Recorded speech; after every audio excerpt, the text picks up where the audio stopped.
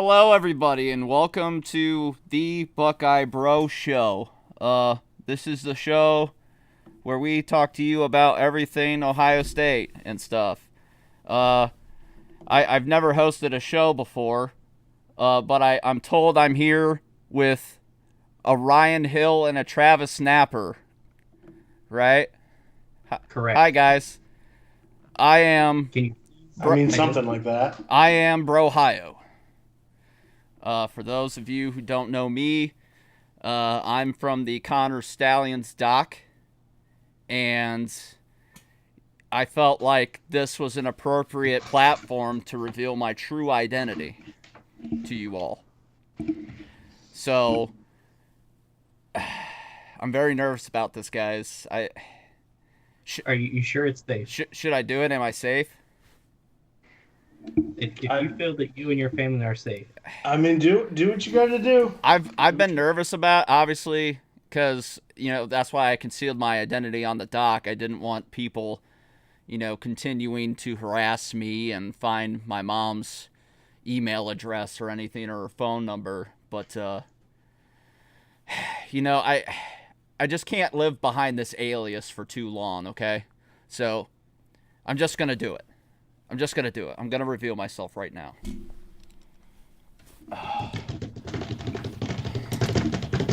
It is me, Keen B. Oh my God! We knew I it. am Brohio. Everyone knew it. I am Brohio. It is me, Alex Bryan, King Buckeye. I kept this a secret from you guys for ever since the doc dropped. We talked about it like a month ago. God, this coat. That's how you knew the doc was coming out so soon. Yeah, I know. I knew it before it was coming out because I was in it. And you know something? I'd do the doc again too. If it meant Ohio State winning the national championship, even though that has nothing to do with it. Anything to make sure Ohio for State a Buckeye natty. I am Brohio. I'm just kidding. I'm not fucking. Even if you don't get to be on the field celebrating with your brothers. I'm just kidding. I'm not Brohio. I'm not Brohio. And for Anthony That's what McBride, they all say. For Anthony McBride, and any other person who would believe it was me, gullible piece of shit. Listen, I told Ryan before the show, I said, man, I wish I had more time, like this documentary came out way sooner. I would have gotten the exact get-up. I would have forked out the money for the exact get-up just to sell it a little more. But, that's what I came up with on a short notice. I think it was okay. Right? Yeah, I got to work today and my phone started going crazy. Like, get your boy. Yeah, fake Stallions page tagged Ryan on a Big Ten trash talk page. It said, come get your boy, insinuating Brohio was me. And, of course, Anthony McBride and a lot of other Wolverines from the Big Ten Unrivaled page that I haven't been a part of in months, but they continue to talk about me, I guess. They love you. They want you back. back. I've literally had him and other Wolverines message me being like, God, we want you back in there. Oh, it's so boring without you, blah, blah, blah, blah, blah. And then they're all like, he's Brohio. So why not feed into it? Now they probably really want you back. Now, why not feed into it? It's pretty funny, right? Pretty funny. That's what I'm saying. That was pretty great. Thank you. I appreciate it. All right. Now a proper intro. Hello, everybody, and welcome to the Buckeye Bro Show. This is a show where we talk to you about Buckeye football, Buckeye basketball, and Buckeye things and other sports and teams as we see fit. I am your royal host, not Brohio, but King Buckeye Alex Bryan, here with my co-host with the most, my Buckeye Bro, Hot Wheels, Travis Snapper. What's up, Travis? Well, now that emotional roller coaster is over, I didn't mean to do it to you. I'm sorry. Catch my bearings at the audacious, just surprising news that you are in fact not Brohio. I know. I don't know if I can ever recover. I know. But I guess the show must go on. Trust me. We thought for a second we knew a super I know. Trust me, it would be hilarious. That was just stuck with you. It would be hilarious if it was me. Like, that would be next level stuff. But boy, I don't. Travis, he's been traveling for work lately. Yeah, I don't got time. Like, I barely have time to be on these groups on Facebook that get me banned every 5 seconds. I was actually on a 5-month clean spree until a Wolverine fan called me trash, and I called him trash back, and I got the ban. So, Your boy Anthony McBride says he trolled me. You bet your sweet ass I did. And I got the receipts that you fell for it hook, line, and sinker. No surprise. No surprise. But we are here with our other Buckeye bro, the guy with the sports supply, the sports guy, Ryan Hill. What's up, Ryan? I'm back just in time for Buckeye football to be back. Feeling better? It's a great week. Oh, feeling much better. Good. Feeling much better. I don't know what hit me last week, but whew, came out of nowhere. I took Monday off of last week just to have a long weekend, and boom, I was down sick for like over a week. I just started feeling better yesterday. But respect, you got just me. In time. I see that chat now. Hey, listen. And listen. And respect that I had at least a decent get up. At least I had a decent get up. I didn't have the exact thing because I was on a time constraint, but I had a decent get up. So we'll take our small victories as we can get them here. But anyway, we have a show to do. So on tonight's show, we are going to talk about the first game of the season. That's in 2 days, 19 hours, 50 minutes, and 42 seconds. The Akron game. Goosebumps just talking about it. Yeah. Ooh. Give it to us, Travis. Give it to us. Oh, the goosebumps, yeah. Muted. I knew it! I'm back to my old ways! He's back. Yes! I heard those goosebumps, yeah. And then it went away. Yeah. There, I found it. I found What? it. Hey, I actually was not muted that time. What the hell? I know, but it was a late cricket chirp. It's fine. Bro Ohio would have done better. Yeah, true. He's on top of it. He would have been on top of the button, man. He's very on top of it. Bro Ohio. Yeah. Well, maybe he'll come back. I don't know. We'll see. We'll see if the real one shows up. Ooh. Ryan, when do we get our Bring Back Bro Ohio shirts? Let's get them. I really want to know who it is, though, and I know someone who can make them. When we get to that point in the show and talk about it, because we're gonna talk about that a little tonight. I got some things to say about this Bro Ohio character for real. But the Akron Preview, we'll talk about the game coming up Saturday, what to expect from the Buckeyes, and some things that we learned about some starters coming into this week. So we'll talk about that. Then we will get into the Ryan Rundown after a week break. We'll see what we got to talk about, because now we have some college football to talk about, don't we, Ryan? Yeah. Yeah. So we'll talk about that. Then we will talk about our playoff picks. We got to get Ryan's Big Ten picks real quick. We got to talk about what Notre Dame's going to do. And then we're going to give our playoff picks round by round for each of us and tell you who is going to be the national champion of 2024 in college football. So we'll talk about that. Have Hot Wheels hot takes per usual. Then we'll finish off the show with a quick going over of the new tiebreakers in the Big Ten. Now, there's no divisions, so we'll get into that. And we'll talk about the Stalions, Doc. I watched it today. Ryan watched it today. Travis, did you watch it? I did not. We will fill you in then. Cool. We will fill you in. And I debated watching it because I was like, man, this is just going to make me mad. Yeah, I was debating it too. I was like, I don't want to watch it. It made me a little mad, but honestly, and it was a fluff piece, but as much of a fluff piece as it was, there were some very incriminating things in there that Wolverine fans were just glossing over conveniently, as they do. So we'll talk about that. Hey, I can't recall that I'm here tonight. Yeah, I can't recall either. I remember these signs, all thousands of them, but I can't recall. I can't recall that Bro Ohio kicked off this show. I can't recall who's Bro Ohio. Who is that? I don't even know. Yeah, I was just dressing like a guy who robs a bank. Just start the show. And we'll send you on the way with the Wolverine Whiff. Sound good? Let's do it. Let's roll. All right, so finally, a preview, ladies and gentlemen. Preview! We have survived. We have survived the long-awaited road back to the college football season. And boy, what a time it is.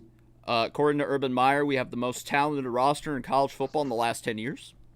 So there's that. Don't know if I believe that or not. But, it's a pretty talented roster nonetheless. And we'll see what Ryan Day and company can do with it. We did learn this week, boys, that Jeremiah Smith is going to be a starter right away at wide receiver. Duh. And he's apparently the first true freshman to start under Ryan Day, I believe, game 1. So, since Denzel Burke. Okay. Since Denzel Burke. Which, hey, that's been a few years now, right? We also learned that Tegra Teshabola is going to start at right guard. A lot of people have been very high on him. He actually beat out Carson Hinsman, who was our center last year, because obviously Seth McLaughlin from Alabama is going to be our starting center. But at least we know that we have a guy as a backup that can play multiple positions on the line if need be. And Sonny Styles, as we kind of figured, would start at will linebacker. But we hopefully will see C.J. Hicks. I don't know. We'll see. But, so, Akron, as we all know, is pretty freaking terrible. What did they go last year? Let's see here. Let me bring this up. Akron Zips 2023 schedule.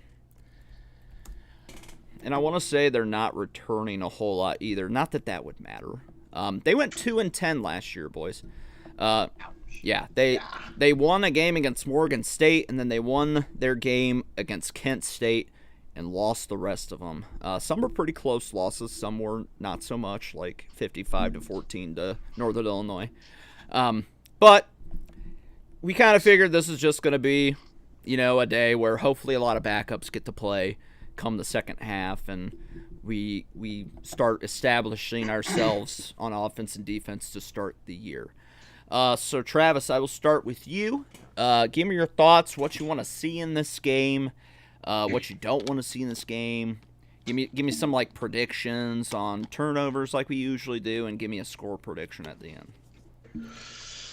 Let's start with the stuff I don't want to see. I'm gonna grab my magazine. Okay. Bye, bro, Ohio. Bye. The stuff I don't want to see is pretty simple. Find it. Anything. You can't find it. Is that what he said? I think so. I just heard him yell something. Off to a great start. Yes, really are. Some of the things I don't want to see, that's pretty simple. I don't want to see anything that makes me shake my head. Mainly that is, do not do stupid things against an inferior opponent. I don't want to see a ton of fumbles. I don't want to see a really stupid interception. Do I care if Howard throws an interception? Not entirely. But don't do stuff that you should know better than to do. Don't make really stupid reads. Just I don't care if they come out slow. I'm used to seeing that. But I care if they come out and look sloppy. I know it's the first game of the season. There's bound to be something that's going to look sloppy. And I think it's supposed to rain. Which is probably not going to help things. But outside of your control, I'm not going to give any crap for. But stuff that's in your control, let's maybe dial down the stupidity. Things I don't want to see. I don't want to see the offensive line give up massive pressure to an Akron Zips team.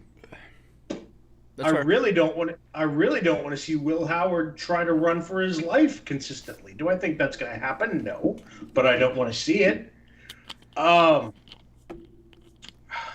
As far as things I want to see, I want to see the pass game and how it develops. I don't particularly care what the running attack looks like right now. I don't need to technically see that. I obviously do want to see how it looks, but if I'm looking at this game, the one thing I'm really focused on is how does Will Howard look, both in the pocket and from a throwing standpoint. How do the wide receivers look trying to get separation? Again, I get it. It's Akron. You're probably going to see stuff that looks a little inflated. They're probably going to run past these guys. But at the same time, here's another thing I don't want to see. I don't want to see what we saw last year, which is games like this looked a little bit more pedestrian than they should have.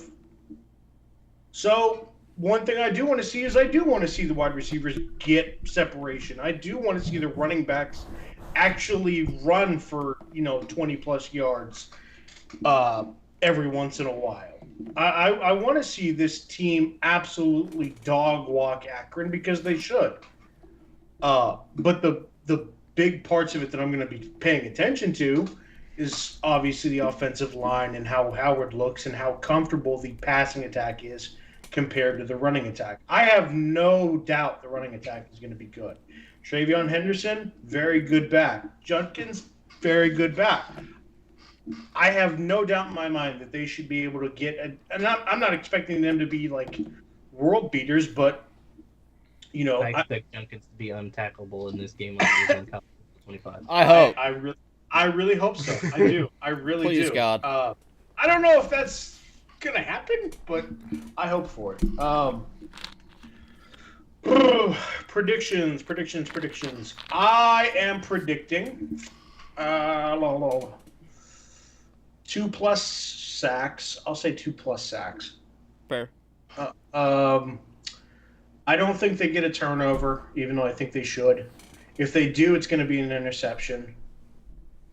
Because I think that secondary is should be. That secondary should be phenomenal this year. Yeah. And so if I'm predicting a turnover, it's going to be an interception.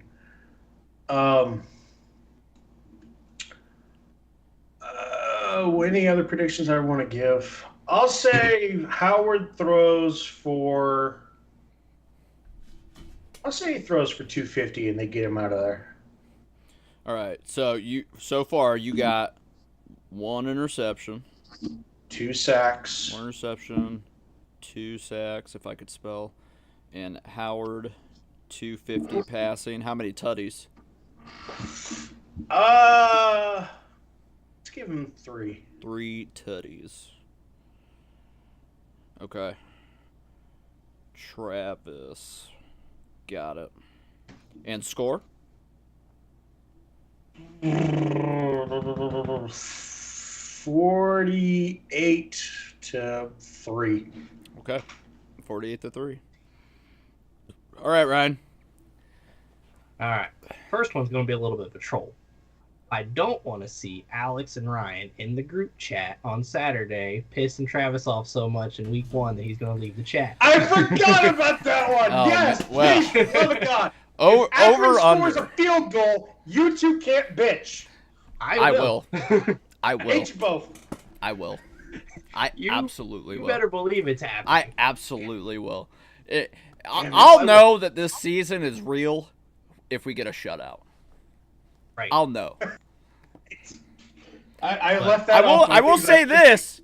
The guys at Minnesota Sports brought up this point. The last time an unranked Georgia Tech team upset a top 10 team, Ohio State won the Natty. True. Stars aligning, perhaps. Fingers crossed. This is the year. Hopefully, God, please. Oh, no. Please, God. To be serious now, for me, I want to really pay attention to this offensive line. I know it's Akron, so I don't expect to get all the answers figured out, but I think this is a great game for them to develop and grow together and assert their domination to build confidence going into the season. There's a few of these games to start the year off that this offensive line needs to gel and help protect, Will Howard there, and then keep making the holes for Judkins and Henderson to make the plays that I expect them to be making. So I'm really paying attention to the offensive line and how well that they hold up, because that's obviously, I think, a lot of our concerns coming into the season is where the state of that line is. If that line's fine, then obviously the national championship aspirations are right there in sight for this Ohio State team this year. That's been the biggest question mark of everything outside of Will Howard that a lot of people are, on the fence about because of how he played at Kansas State and being benched. But I'm not too worried about Will Howard. I think coming into this game, I think we're going to get some answers. I mean, like I said, this is Akron, so take it with a grain of salt, but I do expect him to come out here and try to assert his dominance on this game. I want to see him go for 300 in this game. I want to see him come out there 300, and I want to see 50 to 75 on the ground from him, because I think that's something that's going to be implemented into this gameplay with Will Howard now with the RPO and with the 2 running backs he's got. I think he could easily do 300 plus another 75 on the ground. Yep. So I like to see 3 to 4 tutties from him. Get Jeremiah Smith involved. I want to see how much of an importance he brings, how big of a signing he really is. I know it's game 1. All the pressure of the world's on this man's shoulders. Like, the hype is real on him. It's his time to shine. It's Akron, but if this is his time, he's a starter from day 1, which is huge here at Ohio State, especially with the way the wide receiver room has been. So yeah, it's going to be intriguing to see what he can bring to the game. I want to see the rushing attack get involved too. I really want to see the offense go for 600 plus yards in this game. That's a big step, but I think that it's time. Chip Kelly can easily come out here and get this offense going. I want to see it from game 1. This is a team that you should dominate. You said they went 2-10 last year and had some blowout losses to lesser opponents as well. So Ohio State, with the best talented team in 10 years, as Urban Meyer would say, should easily go for 600 against an Akron team. So I'm putting big standards on this team for just game 1, but they deserve it.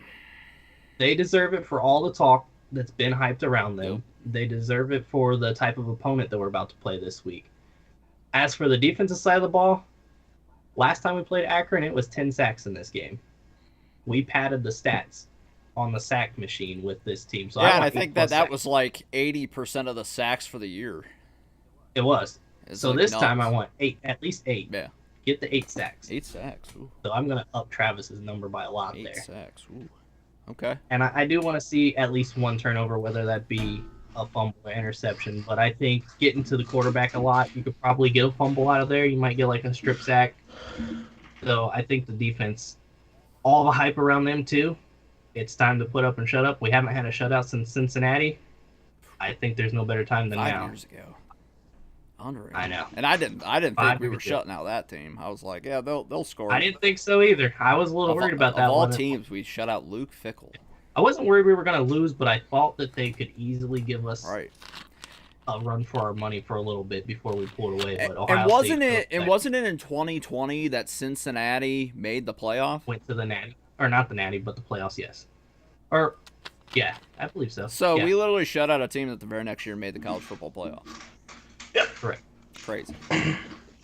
Wild. As for my score prediction, let's see if you guys catch on to this one. 59-0. Wisconsin? What's that? Wisconsin game? Absolutely. Okay. Going 59-0. I'm putting big expectations on this game. I feel like I should have said 45 something. Just because of Archie? Mm-hmm. That'd be fair. You can change it if you want. 45-3. You want to change it? Let's go 45-3. All right. I mean, that would be very poetic. I would be very upset with 45 points against Akron. I would too, but that would be funny. I'd be like, fuck. Come on. Now, quick question before we get to your thing, Alex. I was talking to a buddy of mine, and we were talking about how now the playoffs are expanded. Before, when it was 4 teams, style points mattered. So, do style points still kind of matter? Like, do you really not If you win your conference, they don't.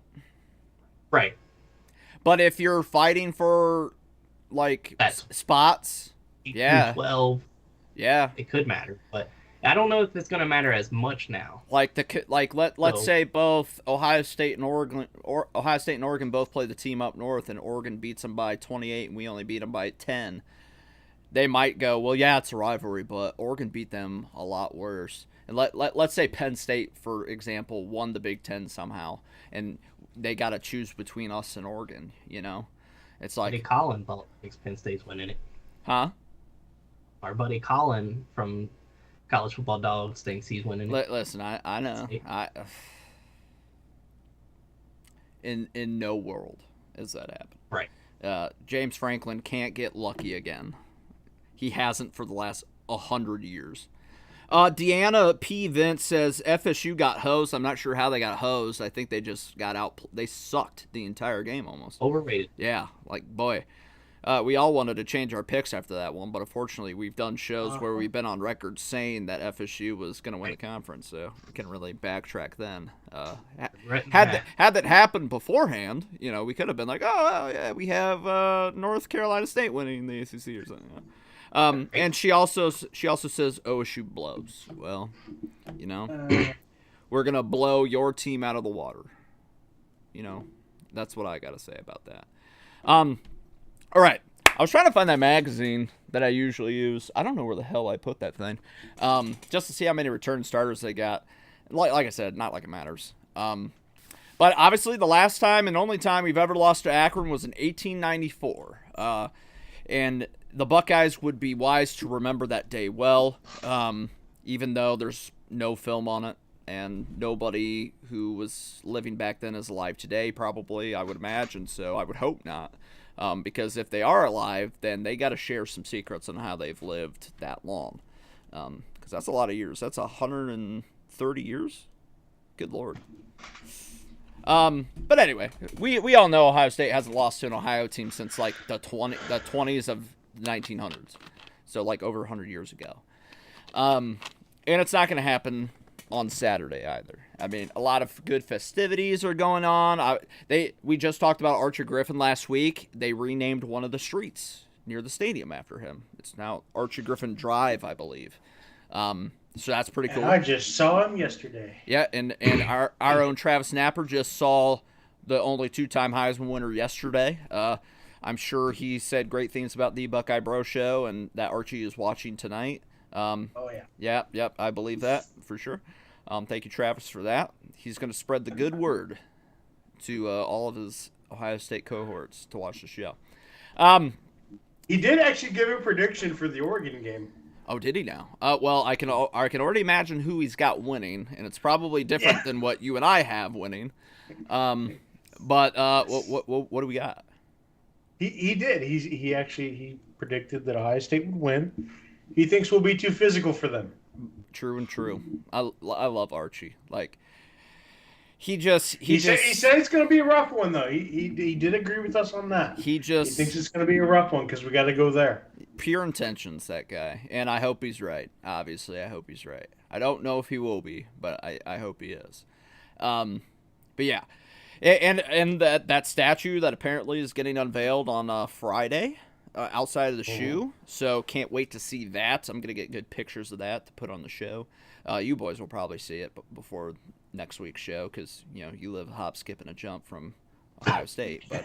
But yeah, there's a lot going on, and Archie's gonna dot the I, and that's gonna be super sweet. I'm sure that he's gonna get real emotional doing it, and knowing there's only a select few who have done it before him.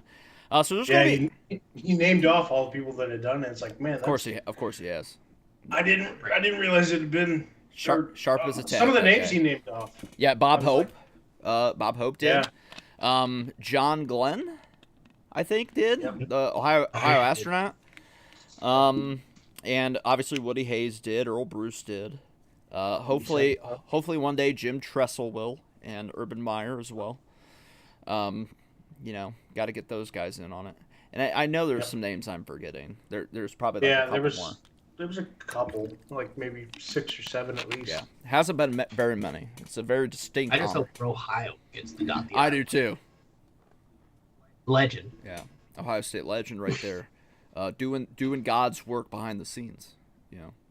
He is our Connor Stalions, but he does things the right way. Here. Here. Cheers, bro, Ohio. I wish I had that like Real American Hero song from those old beer commercials. The Real American Hero. Oh, I thought you were going to go Hulk Hogan on me. I thought he was going Hulk Hogan for a second too. No, you remember those? You remember those commercials? Yeah. I do. Those when are you so said Real good. American, I instantly went Hulk Hogan too. The Real wrestling American Hero. Know your audience, Alex. Jeez. I'm sorry. Anyway, so obviously there's going to be a lot of good vibes in Columbus, and hopefully, I'm just praying that this notice of allegations for the team up north comes out before Saturday, so the hype will be even better. Just the vibes will get that much higher, because it's not looking too good for the old rival up north there right now.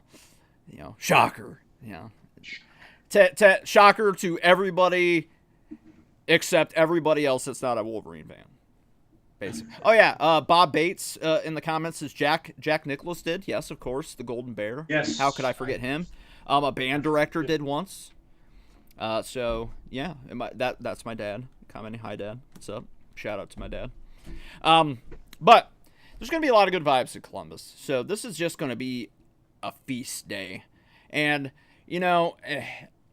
this will, it's Akron, like we've all said, but this will dictate a lot of things for me for the rest of the season, because as Travis said, in some of these games in the past few years, we've kind of we haven't been as dominant as we could have been. And we all know how that Indiana game went last year. Now granted, it was on the road, first game of the year, but it's Indiana. We should have beaten them by like 4 or 5 touchdowns minimum, and we effed around and almost found out game number 1. How Will Howard plays in this one is going to be like, it's going to show me, okay, is he better than McCord or not? And I would hope he is, because like we've said, all he needs to be is just this much better than Kyle McCord, and we can win it all, period. And I think he will be. He's won a Big 12 title as a starting quarterback, beat the only team in 2022 that the Wolverines couldn't cheat against, because, teams like us and other teams told TCU that they were doing that, and then TCU duped them, which is still one of the funniest things about this whole saga. Logan Morris says it's time, boys. It sure is. Yes, it is. Time for Penn State to lose to West Virginia game 1, question mark? Upset City, the Pat McAfee special? Now, don't piss off my boy that early. Oh, he'll be pissed off enough when the Bucks come to Happy Valley. Exactly. But yeah. So Buster Douglas. I forgot about that one. I don't know. I don't think Gordon Gee did, Dad. And if he did, I don't either. And if he did, what a shame, because Gordon Gee was awful. Buster Douglas did, though. I'm one of the only Buckeye fans that I know that hated Gordon Gee. Like, he was just such a black eye to Ohio State, in my opinion, when he kept running his mouth about things that he had no clue about. God, I couldn't wait for Gordon Gee to leave. Ugh. To back how you said just a second ago about how Kyle McCord opened the season last year against Indiana, and now this is obviously Will Howard's chance to open the season against Akron.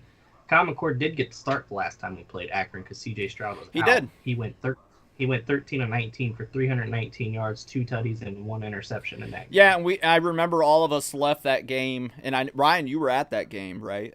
I was. Yeah. Yep. We all kind of left that game and talked the next week on the show, being like, we were like, hey, 300 some yards. I mean, he didn't look awful, but he didn't look like the future. We were kind of like, meh, not underwhelmed, not overwhelmed. It won't be hard for Will Howard to beat Kyle McCord's rushing total in that game. He had 4 carries for negative 17 yards. Yeah, that'll probably happen in the first quarter, knowing how Will Howard runs. So, yeah, I'm excited to see how Will Howard steps. He seems super loose. He understands the expectation, the environment, and he's just rolling with it because he believes not only in the team but himself. So we'll see if we made the right choice in not going with Cam Ward, who's now at Miami, or not trying harder for Dylan Gabriel quicker and all that. So we will definitely see as the weeks go by if we screwed ourselves or not, or if we have to go to Julian Sand and see if he can be the savior of the season if need be. So, but as far as this game goes, I obviously just want to see nothing but brutality from the jump. I want to look like how the team up north did last year without the cheating. How they started out the season just burying everybody they played. It wasn't really close. I mean, Bowling Green kind of gave them a fit for a half, and then after that it wasn't much of a thing after J.J. McCarthy threw 3 interceptions against a MAC team. But yeah, I just want to see us be absolutely unhinged against every opponent we play, especially the lesser ones like Akron. I want this game to be over by the first quarter, to be honest with you, but I'll settle for halftime, just because I know how Ohio State is. So as long as it's over by halftime and I see backups in the entire second half, I'm okay. We got so much time this year before our first big game to really get grouped up and get this thing going, unlike the last 2 years where we had Notre Dame in the first 3 games of each of the last 2. So we could open with Big Ten play. We don't have to like start our starters more than necessary if we're winning by a lot. I get it last year. You want to get Kyle McCord as much time as possible because we got Notre Dame coming up, or CJ Stroud, he's got experience, but we got Notre Dame game 1 and we got to keep our starters in the whole game, and we kind of effed around in that game a lot and almost lost it too. So I'm just excited to see, and like you guys said, the offensive line, I just want to see how that looks right from the rip, even though we're not going to get a good picture of that until Big Ten play starts. But yeah, there's a lot to look forward to. The defense as well. I expect just nothing but shut down defense the entire way through. If I have to put a number on sacks, I'll go in between you two. I'll say 5.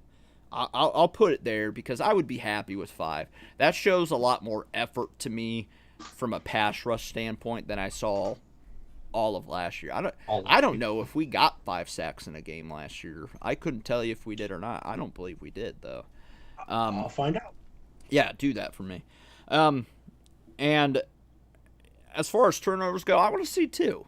I want to see 2 turnovers. I want to see whether it's a combination of a fumble and an interception, 2 interceptions, whatever it's got to be. I want to see 2. I think we should get 2 against Akron. Any more than that, and I'm like, okay, I'm really starting to believe that this defense has really turned a corner, hopefully by the grace of God. As far as Will Howard goes, let me go. You said 300, Ryan. Travis said, I'm gonna say 350. I'm gonna put a high mark on him. If I could see 350 passing yards from Will Howard in any game, I think we can win those games. As long as he's accurate with the ball and not giving the other team the ball and stuff. I want to see at least 3 tutties from him. I think he can manage that against Akron. And let's see. Oh, defensive yards allowed. Our defense allowing yards? I'll put 250 yards allowed. Score prediction wise, I really like yours, Ryan. I'm not gonna lie. If we don't put a 50 burger on Akron, what are we here for, right? As cool as it would be to see like 45, like Travis said, I'm gonna leave the shoe Saturday being like 45. That's up. 45. I'm gonna take it a step further though. Give me 63-7 Ohio State in the shoe. Unfortunately, I think they will score on us. I'm not going to be like unrealistic about that, but yeah, we should put up 60 on these guys. Let's be honest. We should be relentless from the jump, and I think our backups will even score a couple touchdowns too. Just give it to me, inject it into my veins, please. I've thought about putting money on this game. I don't think I will. I don't usually like to do it on the first game of the year just because you don't know what you really can expect coming in. And like years like last year, I would have absolutely regretted it. But yeah, if I had CJ Stroud coming in this year or Justin Fields, I'd put money on that because I think the over under fell under 50. I think it's at like 48.5 now, and I think we could get that if Will Howard. What they moved the spread to then? I don't know. Because it was like 49.5, 50, wasn't it? Yeah, I think it's like 48.5 now. Did I say over under? I don't know what the over under is. Yeah. I meant the spread. 58. I meant the spread. Okay, so the over under is 58. Yeah. Over under is 58, and the spread is 48.5. If it goes how I say, it'll be over then. Right. If it goes how I say, it's over too. Yeah. So yeah. So it should be over. just by us alone, really. And Right. yeah, we should beat them by a considerable margin. I would hope, please God, because I can't. We're gonna get into that point where it's like, oh, Ohio State didn't beat that team by a whole lot. Oh God, but we did. And then it's just gonna be a whole thing, like it always is every year. I just want to obliterate everybody but Oregon and Penn State, because I got to be realistic. We're probably not going to obliterate them. And we probably won't obliterate the team up north either. But I'd like to be pleasantly surprised like I was in 2018. Can I be pleasantly surprised? That'd be pretty cool. That would be a definite statement if we beat them by 3 or 4 touchdowns. But we'll see how it goes. We got a long way to go to get to that prediction. So You want an answer to your question? I do. The answer is no, because we only had 28 total sacks, period. Yeah, it was bad. Like, okay, so 2022 was Jim Knowles being over-aggressive, and then 2023 was Jim Knowles not being aggressive enough. So 2024, by all accounts, should be find the happy medium and let the defense be what it is capable of being. In 2022, they only had 34 sacks total, so it was wasn't much better, but I remember it being better. Because last year was underwhelming as shit. So they got to find a way. Because it looks like Larry Johnson's upticking on getting defensive line recruits again. So the most we had in one game at one time looks like it was Jack, who had 3. Against Missouri? Yep. Wow, it took until the bowl game to get... Jesus Christ. The game no one cared about, right? Because the next highest was JTT with 5. And he, well, I mean, is in 5 all year? Oh. Yep. He had 5 sacks all year? He got like 4 against That's Penn what State. ESPN says. Good Lord. All right, we're going to commercial. That just sickens me. When we come back, we will have the Ryan rundown and we'll do our playoff predictions on the Buckeye Bro Show.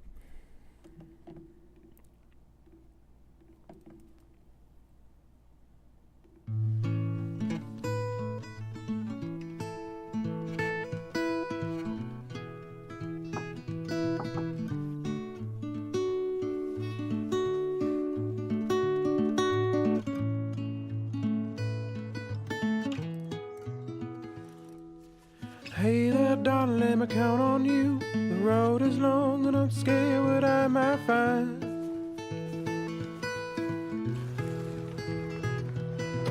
Won't you tuck me in and out? Tell me everything's gonna be alright, sweet child. Sweet child. Up in the morning, out that door. Who knows what the world has in store for me?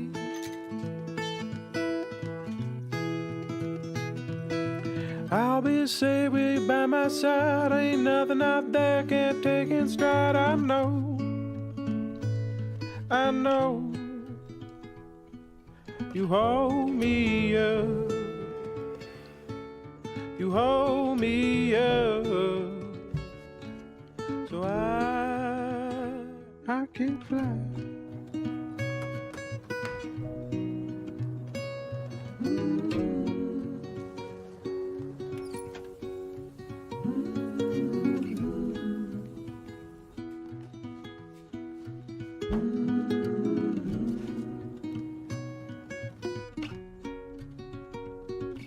When that cold creeps on in and I start to wonder what could have been,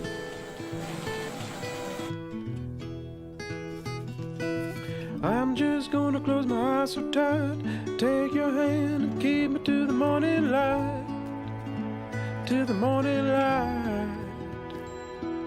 And ain't it bright? You hold me up. You hold me up. You hold me up. So I can fly.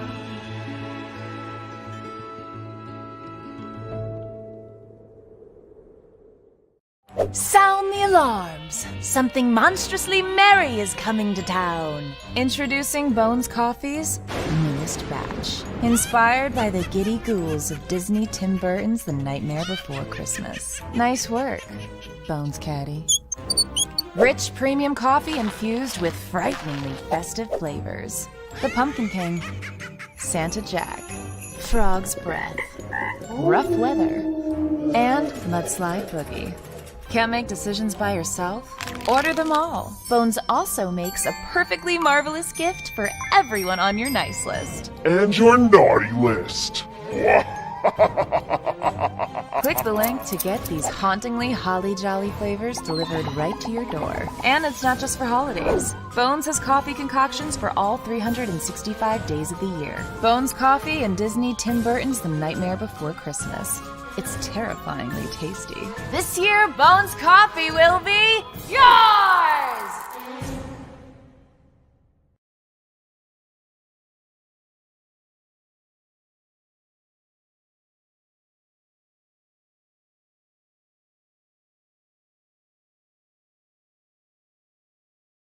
And we are back on the Buckeye Bro Show. Travis, you just told me that Gordon Gee did dot the I. I did. He did it in 1995. Disgusting. Why did we let him dot the I? Ugh. You got the other. You got the other ones right, John. I'll give him this. He's better than Michael Drake. But, good lord. Good sweet lord. I don't know. I don't know if that's really saying much, but okay. It's not. It's not. Michael Drake was the worst of the worst as far as Ohio State presidents go. But yeah. Ryan, you ready for the Ryan rundown? Here we go. 10, 9, 8, 7, 6, 5, 4, 3, 2, 1. It is time for the Ryan Rundown. All right, hit us with it. All right, let me talk to you. Oh God. Let me talk to you. Yeah. Yeah. Come on, Trav. I thought you would like that. I did. I did enjoy that very much. I enjoy him being champion. I really do. Right. Exactly. All right, we'll start. College football was back last week, boys. Week 0. We had a couple games, and the team that felt like they got jibbed last year out of the college football playoffs They did. made a case as to why. Yeah. They probably It's a didn't. different team. Let's be real. I don't care. But I get it. Everybody wants to say, oh, well, this is why you didn't get in last year. I get it. I get it. I didn't think they deserved to be in last year. They It's were not good. because they were- What? They went undefeated. They did, but it's based off of how you're playing now as well. Ohio State only got in 2014 because of how we were playing then. Yeah, but like they literally won the ACC championship with a backup quarterback, and they didn't get the same grace we Barely. did. Against like a Because they four-loss barely team, did they it. barely won that game. I'm just saying. If they would have went out there and made it convincingly, they would have been in. I understand your argument. I get it. And But if my you look argument's at how even they're more playing sound now- because Bama didn't do their job. Bama Sure, let that's- this You happen. think Florida State would have? Maybe. Florida State would have got steamrolled. Maybe. I don't know. Maybe. No, it probably would have been 31-0. Georgia should have been in. I can agree with Now, that. we all know that they couldn't leave the SEC out last year, and that's the biggest reason why that FSU didn't get in.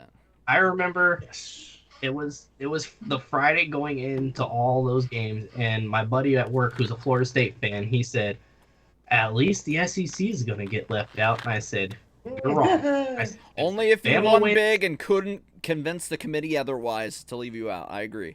I said, if But- Bama wins, they will jump you guys, and you guys will be out. And he said, "That's bullshit. It won't happen. It can't happen." He didn't want to talk to me on Monday. They just can't leave and now the SEC will never be left out. Ever. Nope. So, there you go. So, There you have it. but speaking But of to that be Florida fair, State, neither was the Big Ten. Very true. but Georgia Tech went over to Ireland and beat the number 10 ranked team, Florida State, 24-21 with a walk-off field goal. What an absolute amazing game to start the year. Did you What boys an catch amazing any of that? Broadcast. I watched Amazing it, yep. broadcast. I need more broadcasts in Dublin, Ireland. I just need it. Yeah, I'm not a fan. They were passing around Guinnesses. That was great. I love Pat McAfee being in Dublin, Ireland. That man got drunk on his own show on live TV. Didn't care. He was probably hungover as hell on game day. But man, He said he was. that guy carries that show now, game day. Like, if they got rid of Desmond Howard, that show would be watchable, like, through and through, if they just got rid of him, you know. But Pat McAfee, I mean, he covers a lot of the blemishes up. But what a guy. I love this guy. Right. He's a legend. But already. what a great game. I don't know if you guys watched it. I did. I did. And boy, at halftime when they tied it up, because they went for two early, Florida State did. They were did. up 8-0. The first drive of the game, they went straight down the field, And you were I was like, like, ooh. "Ooh." But Travis recalls this because I believe I said it on last week's show, and I might have said it on the ACC show as well. I said, I might have Georgia Tech at like 500, but watch out for them because that's one of those teams in the ACC you can't sleep on. And I said that this is a program that seems to be on the uptick again. And the last time they were in the top 10 was, I believe, when Ohio State won the national championship because they ended up finishing the season in the top 10. So, I'm just saying. I was wrong with Georgia Tech. Yeah, and I might have been wrong too. I think I have them at 500. I'm pretty sure. I didn't. You had a bottom of the barrel? 3-9. Okay, yeah. Yeah, I have them 5 and 7. So yeah, I have them floating right around, and now they have a chance, outside of my predictions, to go 6 and 6 because they won a game I had them lose. I had them at 4 and 8. So I mean, they're just one of those teams, and under this new coach, you know, it just looked like they've been going up, and boy, did they make still got a rough stretch. They down the do. stretch. They do, but boy, that was a big hurdle game one. And they got it. And they played great defense. Their quarterback can't really throw worth a shit, but they could run the ball very well. And that offensive line, probably a top 5 offensive line, just because of the guy they have got everybody returned. You know, they got a lot of experience on that offensive line. They got started. So, boy, that game was won in the trenches as it should be. And they won that game in the trenches. They bullied Florida State's defense virtually all game. They did, and they made sure they held on to that ball the whole last drive of that game. With that almost fumble though before that field goal, I was like, no. Here we go.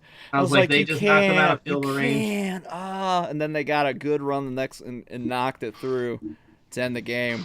Boy, just that's why you love college football the most, right there. That's the pageantry the sport brings.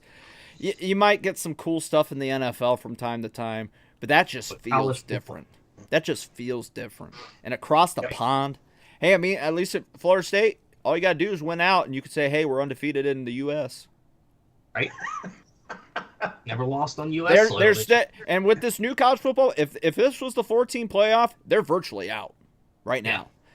But in this new one, they can still get in. So everything's still in front of them. They just can't go undefeated this year like they did last regular season. And it didn't work last year, so they're trying a new method this year. Mm-hmm. They're like, we're going to lose early. We're just going to get this loss out of the way. We're going to lose now, and then we're going to win out. The year Ohio State won the Natty, they lost week. I was going to say, they're pulling a Buckeye 2014 rule. And honestly, they could lose another game, and they might get in by default, because I don't know how good the ACC is going to be, and you're going to tell me why with the next game, Ryan. Little segue. Well, there's one more game in between that. Okay, all right. But we are getting to that one. But first off, right after the Florida State-Georgia Tech game, this game came on. Montana State came back to defeat New Mexico. That's worth mentioning. I know. It is only because of the comeback. 35-31. I shut this game off in the third quarter. I said, well, it's over. Yeah, New Mexico. It's like, I went off. Who cares about New Mexico? But it's on. It's college football. We'll watch it. Right. I wanted to watch it because it was the first week, and then I was like, well, they finally started pulling away because Montana State kind of hung around for a second. It was close, and they stretched to like a 2-3 touchdown lead, and then next thing you know, I get an alert saying Montana State stuns New Mexico and storms back. Wow. To get the win. Wow. So, but no. You got to be embarrassed as New Mexico, right? Like, that's just... Oh, yeah. That's rough. Even though New Mexico is already embarrassing as it is. Yeah, Right. just wow. Just worse. The game that you were just talking about, SMU defeats Nevada 29-24. Go ahead and let us know what happened because I did not watch this one, but I did see the Boy, score. SMU was struggle busting all game, boys. Like I was surprised because, as you know, in our ACC show, I have SMU going 11-1 and making the college football playoff. And I'll say, once you figure out SMU was in the ACC, you're like, boom. You'll see that later. Because they got so much back from last year. Last year's team was like 10-3. So I'm like, the ACC isn't tough. I mean, they're going to be maybe the worst conference, if not at most the second to worst conference. We all know who the top two conferences are going to be. There's only 4. Yeah, there's only 4 big ones now, so there's not much room for shuffle there. But yeah, they were down 17-10 at half. And then it took a fourth quarter comeback for them to finally start really clicking and turning it on. And Nevada just like lost their way, it seemed. But yeah, SMU ended up winning 29-24 in a comeback victory for the SMU Mustangs. And boy, I've seen enough from the ACC. I'm like, they're not gonna win a game in this playoff. They might get one team in. And I think I have 3 of them in. We still haven't seen Virginia Tech yet, and obviously a couple of You're us, a big believer in Virginia Tech. a couple of us on this show are big believers in Virginia Tech. Me being a big believer in Virginia Tech, even though I'll probably regret that, I'm sure, after what I saw this weekend. But boy, the ACC is looking bad, really bad. Clemson's going to make it look a lot worse this weekend against Georgia. Yep. We'll see. Yeah. Okay, We can only hope.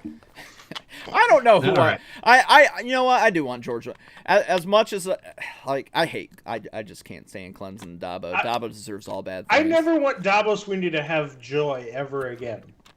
Yeah, it's like I want Georgia to lose because fuck, we were that close. We were that close. I can't close. see the NFL where we get ties. Yeah, but it's like because we're not in 1993 anymore in college football. So. Bring the ties back already. But yeah, I hate Dabo just a lot more. So go Dogs, go Dogs. All right, moving on from college football. I didn't put the Hawaii game on here. I didn't see the score. I believe Hawaii won. It's Hawaii. Who cares? Right. MLS though, I put this above MLB this week because the Columbus Crew defeated LAFC 3-1 to win the League's Cup. Just one of the 100 tournaments they play inside a season. You know, all these other things are just like the NBA's new in-season tournament. You know, they got all these other tournaments that go on, and then you play for the actual cup at the end of it all that actually matters, which the Columbus Crew are the defending champions of. Right. This is the League's Cup, which last year was the first year of it where Miami won. After Messi signed with them, he went on to take that over. This year, the second year of it, Columbus Crew get it done. They beat the same team that they beat last year in the MLS championship, LAFC. We just own them. And the crazy part is every time we played LAFC, we've been the underdogs. They don't believe in when the Crew to beat are they LAFC. going to put respect on Columbus Crew's name? I don't know. Put some respect on it. Wow. But the Crew have now won 2 championships in Columbus within like 290 days of. And to think, the owners were wanting to move the team somewhere else. Well, they got new owners, so that's why they don't. They say the Columbus faithful saved the Crew back. What was that? 2020, something like that. 2018, I believe. 2018, and they have been rewarded for their saving. They've won 2 championships since then, and a League's Cup now. Soccer Town. We're Soccer Town here in Columbus. Soccer Town. If the Blue Jackets could get Ohio their State crap football together, we could be a soccer and a hockey town. And maybe if the Buckeyes can get their crap together, we'll be a football town too. Listen, that's all I care about. We can be a football and football town, whatever, as long as football is a part of it, you know. Right? Yeah. But no. Shout out to the Crew for getting it done. They are playing a game tonight, an actual MLS play against Philadelphia. So But they're resting a lot of starters. I don't since even know they how went- they keep up with that. That's nuts. they got a lot of starters resting nuts to tonight me. because of playing on Sunday night. So Fair.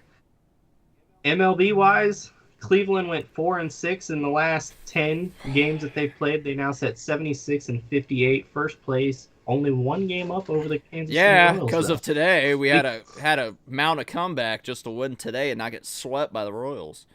I'll say we tried to help you out. We took 2 or 3 against. Yeah, them. I appreciate that because that's given us that gave us that cushion to fuck away in this series, and now we're only up by a game on them. So now we're really having to fight for our lives. Our offense is like half MIA.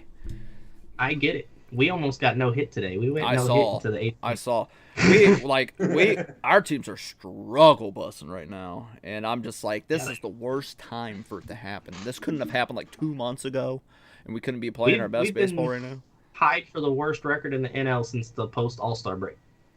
I don't know where we're at. I don't think we're the worst. I think the Yankees are, but we're not great. I think the Yankees are on a roll though. They've were the been worst better. before. They've been better. I mean, Christ, Yeah. they played They swept well us against because- us. I mean, they couldn't stop hitting fucking home runs on us. Jesus They couldn't Christ. stop hitting home runs against I was us. like, Even the hey, Jazz just hey, hit Aaron 3 in a Judge, you want to game. take like a night off or something? You know, like, Christ, man. I know a buddy at work. He's a Guardians Yankee or not.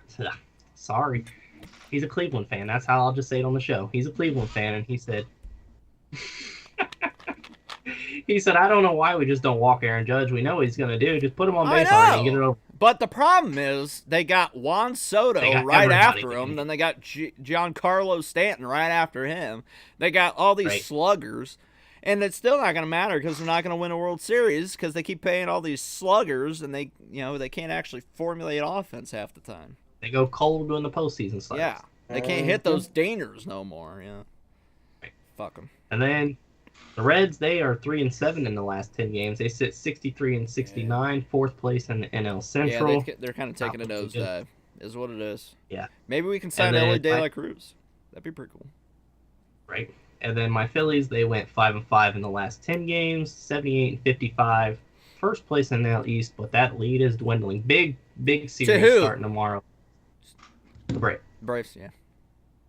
Big series against the Braves tomorrow. Five game lead, and we got a 4-game series starting tomorrow against the Braves. So this is huge. Oof. The Braves just took 2 or 3 last week against us, so Oof. Hate to see it. it could be bad. Hate to see it. We had an 11-game lead at one point. And now here we are. Yeah, we had like I I need think the a Twins. 6 or something. I think that was the highest we got, but Jesus. Yeah, I need the Twins to win tonight against the Braves. We'll see Well, if I I'm sorry. I know. I It was 1-0 last I looked in the third, and the Braves were winning. I can't. I need the Twins to stay back a little too. You know, just I know you do. it's bad enough I got to worry about the once was like 100 lost Royals a year or so ago. Now that all of a sudden, Yeah, all yeah, of a they sudden are. they're good. You know, great. Hey, our bats woke up against them, and then they went cold today. Almost no hit, like I said. Almost. Yeah. And then last thing on the rundown, I put the NFL on here. Just sprinkle it in since the season's almost here. I saw this news break today, and I wanted to hear Travis's reaction. Russell Wilson is named the official starter for the Pittsburgh Steelers. Foreseeable. I mean, you think I would be upset, Right. but I'm not. It makes sense. It makes total sense. I don't personally agree with it. I think even in the preseason, I know Russ had his issues, but I was way more impressed with the way that I saw Russ handle the offense than I was with, or I saw Fields. I meant to say Fields if I did. Yeah. Mhm. But the way I saw Fields run that offense, I was way more impressed. I know they didn't score very much, but the ability that he has to scramble in the pocket and the way that he has the ability to use his legs way better than Russ at this point in his career, I think they're kind of stupid not to start him off as the starter. But I understand why they're doing it. You got to see what you got in Russ. You know Fields could be the future Yeah. if everything works out with Well, him. But you got to see what you got. Travis The said eventually this season. I forget what he said on his hot take. Eventually this season. I said that Fields was going to start 75% of the games. Yep. He did. So, That was last week's hot take, right? Yeah. yeah. Yeah. So Yeah. I thought so. the only reason this is a problem is because you didn't pick up Fields' fifth option. So Right. You got both of them on a 1-year deal now. Yeah. which is great for you if you're especially the amount of money that they're paying them, which is dirt cheap. So you still win, but you've got a prospect in Fields who's what, 25? Like, Yeah. If you got 2 quarterbacks, you got no quarterbacks. eh. The Steelers are that one of those organizations though that don't make like too many dumb moves when it comes to No. acquiring and getting rid of players. They is really why- they draft well, usually all the time. They get pieces really well. They don't And finish below 500. They don't finish below 500. They're Dude, gonna at this finish point, right at it. at this point, I'm praying for it. Just for some I never shakeup. thought I would. Just for some shakeup. I don't think you're going to see it this year either. I think you're going to see a team that just wanna goes know- above 500. For once, I want to know what it's like to get a top 10 pick. I'll let you know. It was great during draft season, but the season sucked. It's all right. It's all right if you I'll get tell if you you get a again, good I player. just Gonna be want in the one top top 5. 10 pick just so we can have a really good player join this damn team. That You know what's going to happen? You're going to do that, and then you're going to trade your pick. You're going to get like the 8th pick and then trade out of it. well, we're gonna be with doing our NFL picks next week, and I'm very interested to see who's gonna have who win in what division and all that stuff. If Travis is gonna go for the Kitty Cats again, per usual. He loves And we'll start up rapid fire Kitty Cats. picks again next week since. Bring the belt out. Yep. So I got it ready. So the two-time defending champion, Right Brother Sports Guy, will Looking to be 3-time. looking to be the three-peater. So did you get one of those new belts? No, I did not. I just got the one that I got at the end of last season. Well, I mean that's still a nice belt anyway. Those Yeah. new Ohio State belts look really nice though. I don't even think the new belts are like officially out. Like you can pre-order it, but it's not even they're shipping out. yet. They're out. Let's find out. Are they? They're out. I know that they're out, but I don't know if you can like it's on pre-order. I thought, but I could be wrong. While he finds that out, I did put this on here for you. The Green Yeah, Bay they're on- Packers made a They're on trade this pre-order. week. They traded for Malik Willis, a new backup quarterback, after cutting Sean Clifford and the other guy. I don't know how I feel about it. I really don't. I'm like, Sean Clifford was okay. I mean, but I don't. What do we got with Malik Willis though? It's like, God, I hope Jordan Love doesn't get hurt now. You know.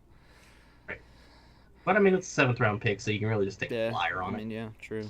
it. You're not banking on Jordan Love getting hurt, but if he does, you got a little If flyer. he does, you got a we're little piece if he out. does it, we're fucked. And that's coming Yeah. from a guy who doesn't fully believe in him yet. We're fucked if he gets I don't know hurt. what he's gonna have to do to make you believe. I already told He got you. a great- If he has a great season this year, I'll skip my whole three-year waiting period because if he avoids what would technically be it's not a second year in the Sophomore league, slump. but it will be his Right. second year as a starter. If he avoids the slump, then I'll be like, all right, I'm sold. I told you I'll get a Jordan Love jersey. I know. I'm a man of my word. Hold you to it. So, and I'll wear it Hold on you to this it. You'll show. be getting one by the end of the year. I'll wear it on this show, proudly even. So, especially if he ends up bringing then- us a Super Bowl trophy, I'll be like, I love you. I love Aaron Rodgers. He's not gonna I will next- always love Aaron Rodgers all- more. But I'll be like, I love you. So What if he comes out there and gets more? What if he becomes more successful than Aaron Rodgers? Will you ever love him more then? I think the highest he could ever reach is on level. I just love Aaron Well, that's Rodgers. because you just hold Aaron Rodgers to like this standard. Like bearer. you know that meme of the Wolverine laying in bed holding that picture. Like just put my picture and then put Aaron Rodgers in the picture frame. That's me. I know. I love him. You love him. I love him. I love that guy. And then the last thing I have on here was for my team. We cut Bailey Zappi officially, and now he's been signed to the Kansas City Chiefs practice squad. Patrick Mahomes 2.0. Okay. Yeah. Wow. I'm fine with it. I think it was time. And really, I think you only did it because A, you got rid of Mac Jones, and B, because you have Joe Milton. And I honestly Joe Milton. think Joe Milton could end up better than Drake May, and boy, that would be something. I don't see that. Maybe. It We'll see, maybe. but I don't think so. But He's got a cannon, but I think Drake May is going to be the guy. Drake May did look like better in the Preston. last game than he has. But Right. Well, the first game he only got one drive, yeah, and then the second game he got like boy, two. Joe Milton was pretty solid. I need your boy Stevenson to have a big year because he is that the one. And I wasn't gonna do fantasy football this year, and I only did because I won a bet against a member of my main fantasy football thing, and he paid my entrance fee with my bet winnings. So I was like, fine, I'll do it, whatever. I really don't want to. I'd like to take a year off, and I drafted your boy Stevenson. So I need him to have a huge year. So go Pats. We'll see. Running game. There we go. Well, that's it this week for the Ryan Rundown. All right, playoff time, boys. Well, at first, let's quickly hear Ryan's Big Ten picks, and then we'll do Notre Dame. I didn't ruin it all enough for you guys last week. Yeah, you really spoiler alerted the fuck out of that. But just run through it real quick. I came into the chat. I didn't hear you say that I was going to do this week. I figured I would, but I figured I would just join in the chat. I mean, fair. I'll forgive you, but it is what it is. Just real quick. I'll give you the whole thing. In 18th, last place in the Big Ten, I have Northwestern at 2-10, 0-9 in the Big Ten overall. You have who? I think I heard Northwestern. I think I heard you saying you were a little bit big on them, but 8-4. I got them going bowling again. I believe in this Not me. coach. 2-10. I believe in this we'll coach. See. And Who's at right. home, they only got to play in front of like 2 people. 5 people. Yeah. So Except for when they play us, then we get to go to Wrigley Field. right. In 17th place, I have the Fighting Illini. I have them 3-9, 1-8 in the Big Ten. In 16th, I have Minnesota at 4-8, 1-8 overall in the Big Ten.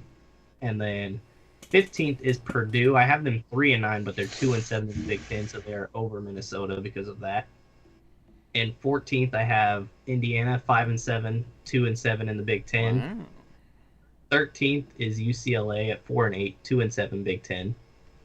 And then the team that Travis was huge on, I have in 12th place, Washington, 6-6, 3-6 overall. I just think they lost way too much. Yeah, that was one of Travis's infamous Hail Mary picks, and I respect it because we love that about Travis. He's gonna have one every year. We love that Travis is a believer in the unbelieved, and that's what makes Travis a great part of this show. Yeah. I have them bowling, so that's good. I mean that better man you are than me because I do not. 11th place, I have Michigan State. They're 5-7, 3-6 overall in the Big Ten, so they just miss out on going bowling. And then this is where everything takes that next step up. I got everybody else having like a much better record. 10th, I have Nebraska at 8-4, 5-4 overall. I think they make a step to being better, but I think that they need another year or so with Dylan Raiola. I think they'll be trending towards the top of the Big Ten. Maybe not top 3, but top 5. They should possibly. get back to at least Bo Pelini era Nebraska. 9 wins. Yeah, 8-9 wins a year. And if they get back to that, like I said last week, be happy about it, Nebraska faithful. Don't scoff at it. Just be thrilled you're there. Like, Exactly. God. 9th place is where I have Maryland sitting at. They're also 8-4, 5-4 overall in the Big Ten. Fair. 8th is where I have Rutgers, 8-4 in the 8-4 overall, 6-3 Big Ten play. Same. And then 7th, I have Iowa, 9-3, 6-3 overall in the Big Ten. Fair. And 6th, I have Wisconsin, 8-4, 6-3 in the Big Ten. Big believer in Wisconsin. We got 2 big believers in Wisconsin on the show, and they're not me. Nice. Right? I heard you. I know their schedule's tough, and I it's wanted to brutal. look back at it, but I'm going to stick with what I got. It's brutal. And the top 5, like I said last week, me and Alex have the same top 5. USC coming in 5th. Well, we don't have the same top 5 then, because I have USC at 6. I have Do you? Iowa at 5, at 10-2, 7-2. Well, maybe I the missed same top 4. Right. USC comes in 5th at 8-4, 7-2 overall in the Big Ten. The team up north, I have them at 9-3, 7-2 overall in the Big Ten, 4th place. And then I have Penn State coming in 3rd, 11-1, 8-1 Big Ten. And this is where we all have the same thing. I have the Buckeyes going 11-1, 8-1 overall in the Big Ten, and then Oregon going 12-0, 9-0 in conference play. Honestly, though, like I'm not surprised. You and I tend to agree on like almost everything. I was shocked when Travis said he had. I was shocked. When I was like, Travis. I was like, oh my god. I already didn't have a voice last week, and I was like trying to like Travis. I was like Travis gave us a loss in Eugene. I was hot. So we're all in agreement there. Do you agree on the Big Ten championship as well? Is he there? Nope, I'm here. Yep. You I'm hear here. us? Cool. Yeah, I got you. Do you agree on the Big Ten title game as well? I have the Buckeyes getting revenge in Indy. All right. So And in the Big Ten. there you go. You heard it from the man first. All right. But I truly think Oregon's going to be a really good football team this year. They really are. Yeah. They got a lot of pieces. So yeah, that wouldn't surprise me any. Real quick, I got Notre Dame going 11-1, and I had them 12-0, but I'm like, man, they got to lose somewhere. I gave them a loss to USC at the last game of the year. At worst, they go 10-2, I think, and they probably could still make the playoffs. What do you got them, Ryan? Same as you, I had to give them a loss somewhere. I went with USC at the last week of the season. I put money on them to win this week, though, because I saw that they're the underdog. I think they're going to win this week, too. Everybody's overblowing Texas A&M again. Shocker. Yep. I said, here we go. Same way to start the year. Texas A&M. If Texas A&M wins, it's because it's at Texas A&M, and that atmosphere is crazy. Travis, he forgot Notre Dame existed last week. He had to go back to the lab and reevaluate his picks. So now Notre Dame, they exist. What do you got? I am also putting them at 11-1. Okay. I originally had it the Florida State game. I'll stick with that, even though I really don't think it's going to happen now. But I still think they lose somewhere. I could see them maybe dropping like the Georgia Tech game or maybe the Navy game, I hope. Maybe one of those. I just need them to lose. I don't care if it's Florida State. I just need them to lose one because then I can be right. That's fair. But I have them 11-1. Okay. So we all have Notre Dame at 11-1 then. Yep. Which one do you want to go first on your playoffs picks here? You want to flip a coin for it? You want to fight to the death for it? Or you want me to? I'll go first. All right. I don't want to fight. Right all right. I don't want to fight. He fights dirty. So we will put Travis's up first. This is Travis's college football play. I took this graphic from the college football playoff page. It explains like how the new format is and all that good stuff.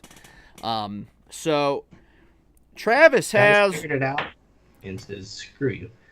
Yeah, Travis has Georgia at number 1.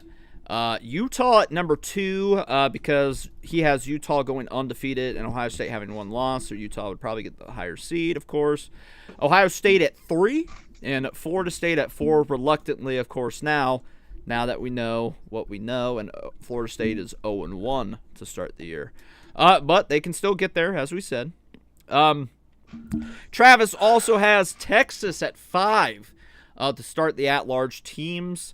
Of course, because if Georgia, Texas in the SEC now. If Georgia wins the SEC, Texas can't get a top 4 seed because the top 4 seeds go to the Big 4 conference winners since the Pac-12 is dead now.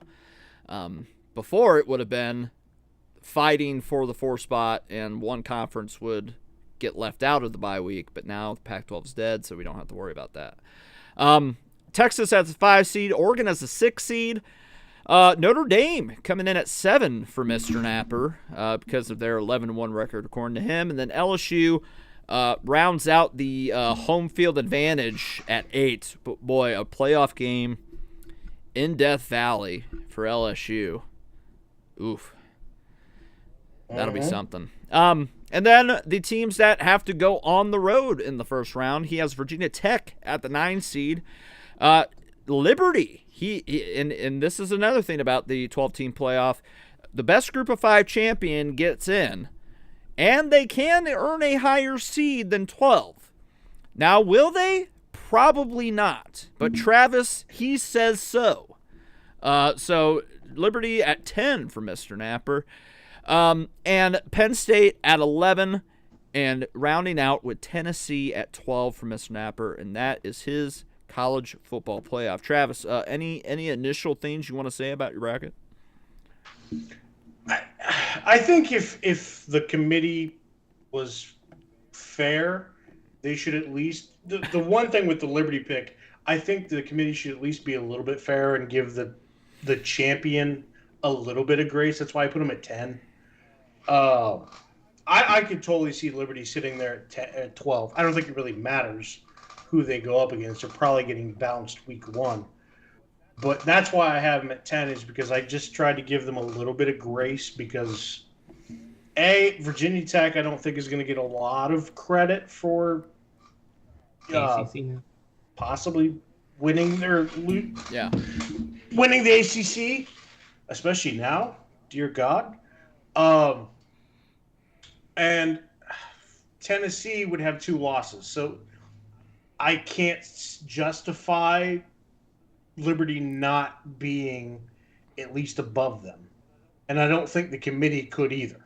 And if they do, they're obviously immediately trying to screw that 5th champion. I just don't see a world, unless this was like a Boise State 07 scenario where they actually beat a good team or two during the season.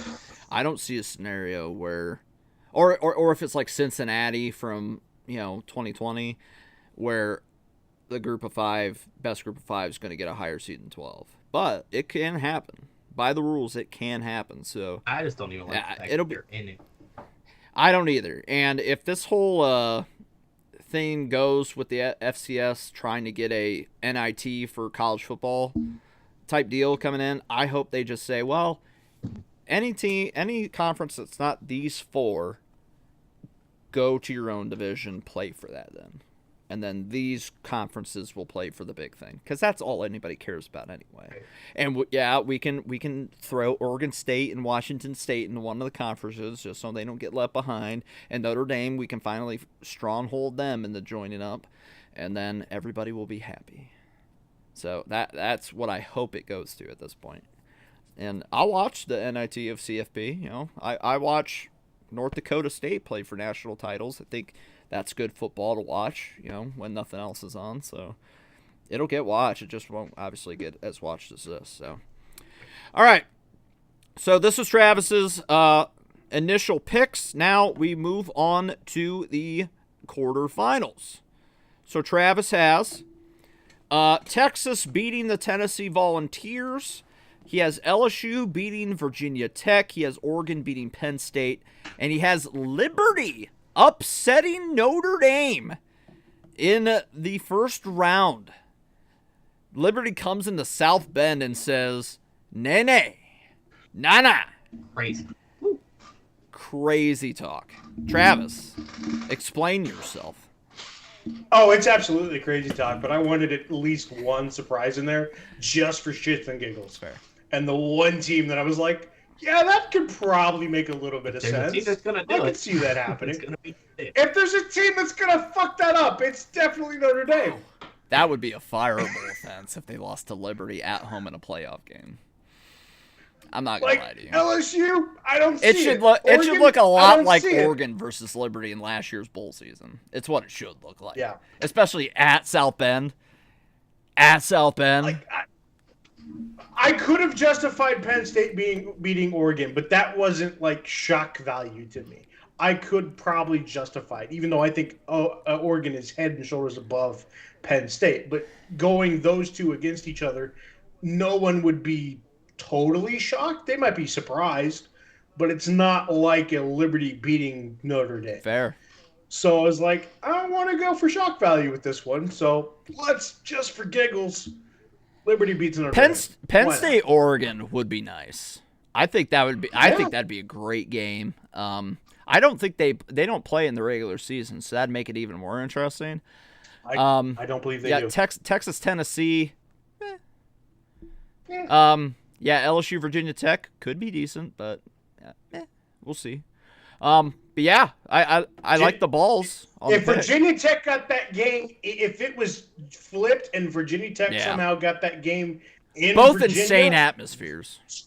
totally different game. Yeah. But if they got to go to Death Valley, give me LSU every day. All right, so this is Mr. Napper's quarterfinals. You got Texas, Florida State, LSU, Georgia, a matchup in the SEC that doesn't happen in the regular season. Oregon, Ohio State, the rematch three times. The rematch of Yeah, the the rematch. rematch of the rematch. That's a good one. And Utah versus Liberty. Can you guess what the most underwhelming one is going to be? Right. Texas and Florida State. Maybe. It's not gonna happen. Maybe. So that Texas Florida State game would be actually very funny if that happened. But yeah, let's see who Travis has. Moving on to the semifinals in the first new four of the new college football playoff era.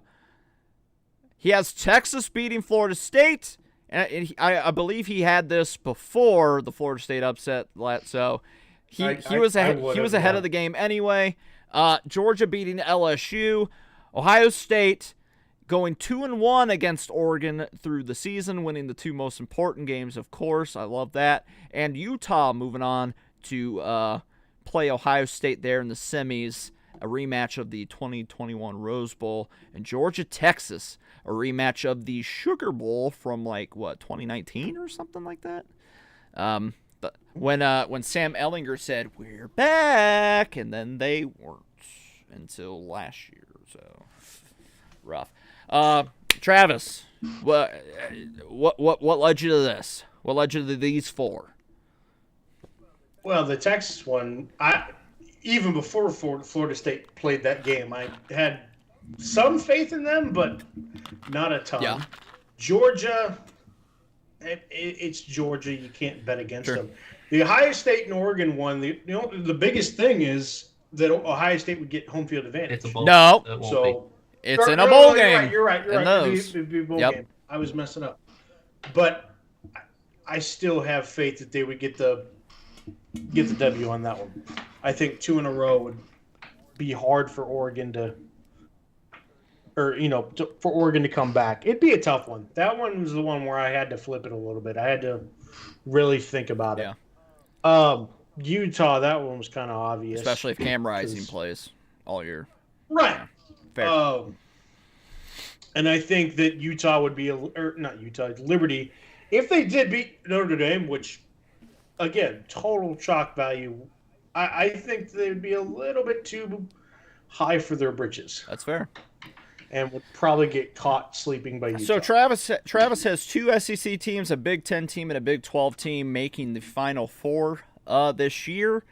And Joel Klatt made up a good point, and this was the same way in the 4-team playoff. The 1 seed gets to choose where they want to play. If Ohio State were to get the 1 seed, and let's say Georgia plays Texas like Joel Klatt has, then Ohio State could say, well, I want Georgia to go play in the Cotton Bowl in Texas and have to play Texas at home. So there's some possible advantages at play there if Ohio State were to get a higher seed, which they probably won't. I love Unless that they go aspect of undefeated. things. I love that aspect. Then of we it. could jump them somehow, but we'll see. So Travis's Final Four. Who does Travis have winning the semifinal games? Georgia and Ohio State. The rematch of a couple years ago, as we unfortunately know as wide left, our version of wide left, really, really wide left. Travis, what got you? What got you to these two? So this one, the Georgia and Texas one, was a little hard because it does That's a matter good where game. they play. Okay. That's a good game. And it's a rematch of the regular season as well. The only reason I gave it to Georgia is because of the fact that if I remember correctly, I had them the 1 seed, right? Yes. So because of the fact that they get to choose where they play, that's the only thing that really kind of gave it for them. Even though I think that Texas could definitely, because I think in that scenario they would have. I think I had them losing to Texas in the regular season, Yes. beating Texas for the SEC championship. which got them the 1 seed. Yes. I could totally see Texas winning that one. However, because Georgia gets to pick where they go, I think that's what would probably ultimately get it done for them, even though maybe I'm putting a little bit too much faith in home field advantage or, wherever they play. But at the same time, these two teams are really good. So that's the only thing I really had to go on to decide who wins. So that's why I gave it to Georgia. That's fair. With Ohio State, Utah's great. I like Utah, but I think it would kind of be like the Rose Bowl that we had against them. Hopefully better. God, hopefully better. Because we I play hope like so. shit for a lot of that. But I could see the concept being the same, where it turns into somewhat of a shootout, and Ohio State just flat out offenses their way into a W. Fair. But I could also just flat out see Ohio State kind of just blowing the doors off of them. That would be refreshing to see if that does. I don't have a ton of faith in Utah. I just have enough faith in them that they would probably beat Liberty. But I think once you get to that game against Ohio State, I think that's where the talent gap gets to be too What much. a great year for Utah this would be, though. Yeah. Oh, absolutely. This is a team that, like, if they made it to where I have them making it, that's a W for you. Yeah, that's even a if they huge lose. season for the Utah Utes, especially first year in the Big 12. So, all right. So Travis has Georgia, Ohio State 1 seed versus 3 seed, and Travis's winner is the Ohio State University. Shocker. So, give us it. How do they win the rematch? I mean, did you really think I was going to choose against my team? How do they win? That's a good question, though. How do they win the rematch? Simple. I think they don't make some of the same mistakes that they made on defense. I don't think that they leave it up to a field goal to win that game. I think they would have to score a touchdown to win that game. And I think if Will Howard is the guy that we think he is, I think the easy way to win that game is you use his legs. Something we didn't get a ton of out of C.J. Stroud in that game, all we did, but enough. Yeah. Yeah. They did. It really so worked. I think having a guy like Will Howard that can run the ball a little bit more effectively than C.J. Stroud opens up more opportunities, because you can get those 3 and shorts a lot easier with him than you really got with C.J. Stroud. Fair. That's it.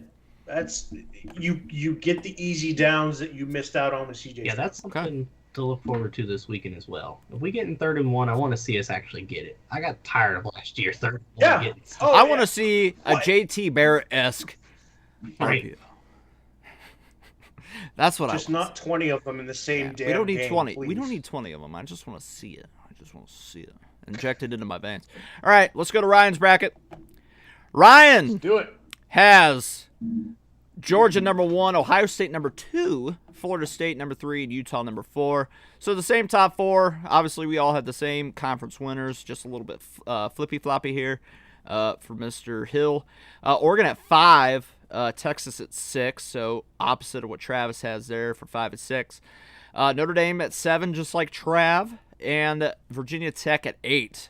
So home field advantage for the Longhorns, Ducks, Hokies, and Irish, which would be great for Va Tech. Then Penn State at 9. Alabama makes the playoffs for Mr. Hill at 10. Mizzou follows up their great year last year by making the playoffs at the 11 seed, and his best group of 5 champion is Memphis at 12.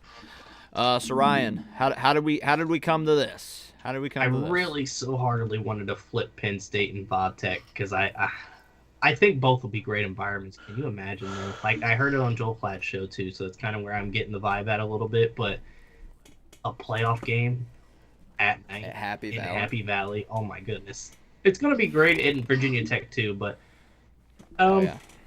No doubt. for Notre Dame, I think Notre Dame's a really good team this year. I could easily see a path where they go undefeated because I think their schedule is very favorable outside of the first and last game of the season. Maybe Florida State. I think Florida State's sprinkled in there somewhere, but I don't know how much I believe. Yeah, they go to Notre Dame. And the last time we saw DJU play at Notre Dame, he lost. Yeah. So I could easily see Notre Dame actually going undefeated and slipping into that 5 seed.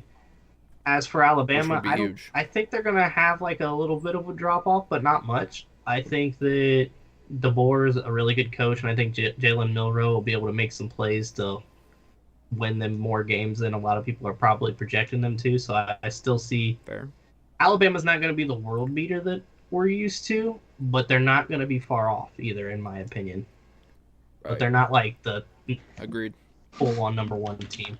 Texas, I think they're the second best team in the SEC. I think that they got a lot of talent coming back. I like what I'm seeing out of Quinn Ewers, so I think obviously Texas is going to have a deep run this year. I wanted them in the SEC championship game. They're playing the team that I have because of tiebreakers. Right. Losing in the SEC championship game to Georgia. I think Missouri... Right, I do have them playing Missouri. I think you switched it on me. I was looking at it. I did. Yeah. I did. I was like, what happened to me? There you go. There you go. But yeah, I do like Missouri. I think they bring back a lot. They have a very favorable schedule. I think they'll have one loss going into the SEC title game, and then they'll lose to Georgia, which could potentially bump them out. But I think that obviously this is a playoff format that's going to be dominated by the 2 conferences, and they're going to do everything they can to get as many Big Ten and SEC teams in. Virginia Tech, like we've talked about, they got so much talent returning. They were a solid team last year. I think they take the next step being a better team. So I think that they could easily now, in my opinion, go on to win the ACC after what we saw last week. But I had to. What were you gonna say? No, I'm looking. I'm counting. Oh. Sorry. I thought you were saying something, but yeah. No. They got a lot coming back, so I see Virginia Tech being a good team. Penn State, I think they have a really good schedule. I mean, outside of the Ohio State game, I think they play Team Up North too, potentially, but they don't play Oregon. They play us. Yeah, they play us. This was their only loss that I had and that's it. Season. So I could. That's it. Yeah. So I like Penn State a lot. Oregon, I have Oregon up there with. We'll get to them in a second. We'll get there.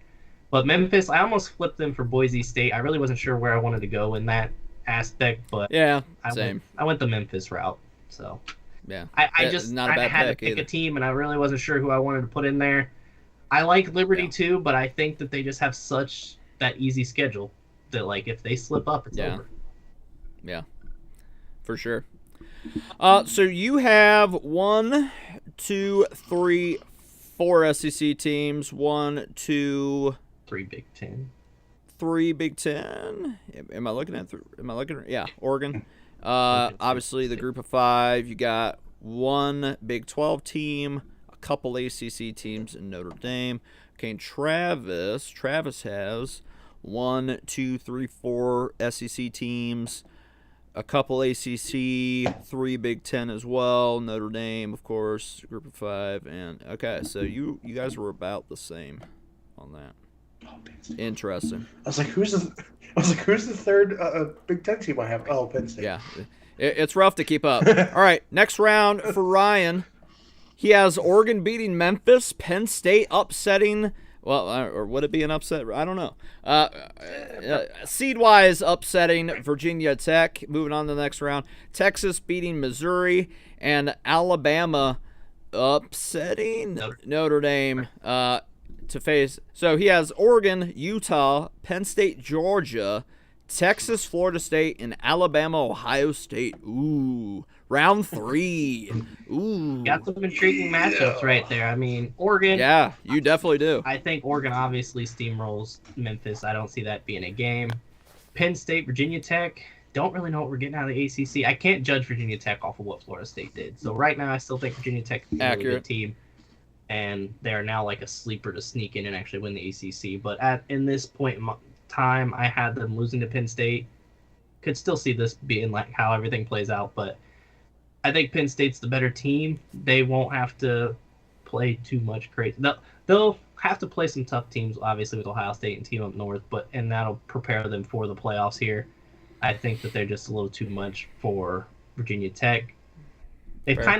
They haven't made the playoffs, but they've been floating around and playing playoff caliber teams, and I think that experience kind of builds off of that for them. Fair. Texas, I think they're one of the best teams in the country this year. I think Missouri, they do have a good team. I think they can hang around, but I think Texas pulls away late in this game. Third quarter-ish, gets the win. It'll be a solid SEC old Big 12 matchup. Right. For sure. And then Alabama, this is where Notre Dame does what Notre Dame does. They have a great team, they have a great season, and then they get to the playoffs and they choke it away. Like I said, I think Jalen Milroe just makes a couple plays in this game to just silence that crowd and get the job done and come out of South Bend with the win. Very nice. Very nice. A couple home field advantages going to waste, according to Ryan Hill.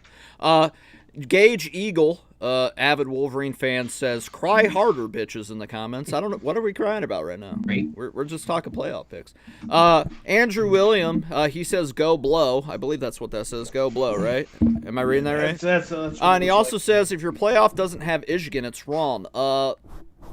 I'm sorry, we don't talk about we don't put irrelevant teams in playoffs on this show. 3 losses is too much. Yeah, not anymore. 3 losses is too much. So you're not getting in as a 3-loss team this year. Sorry, not sorry. Right. Okay, so next round for Ryan, the quarterfinals. He has Oregon beating Utah, Georgia beating Penn State, Texas beating Florida State, and Ohio State beating Bama. So he has these almost the same, or is it the same? Just off by one team, right?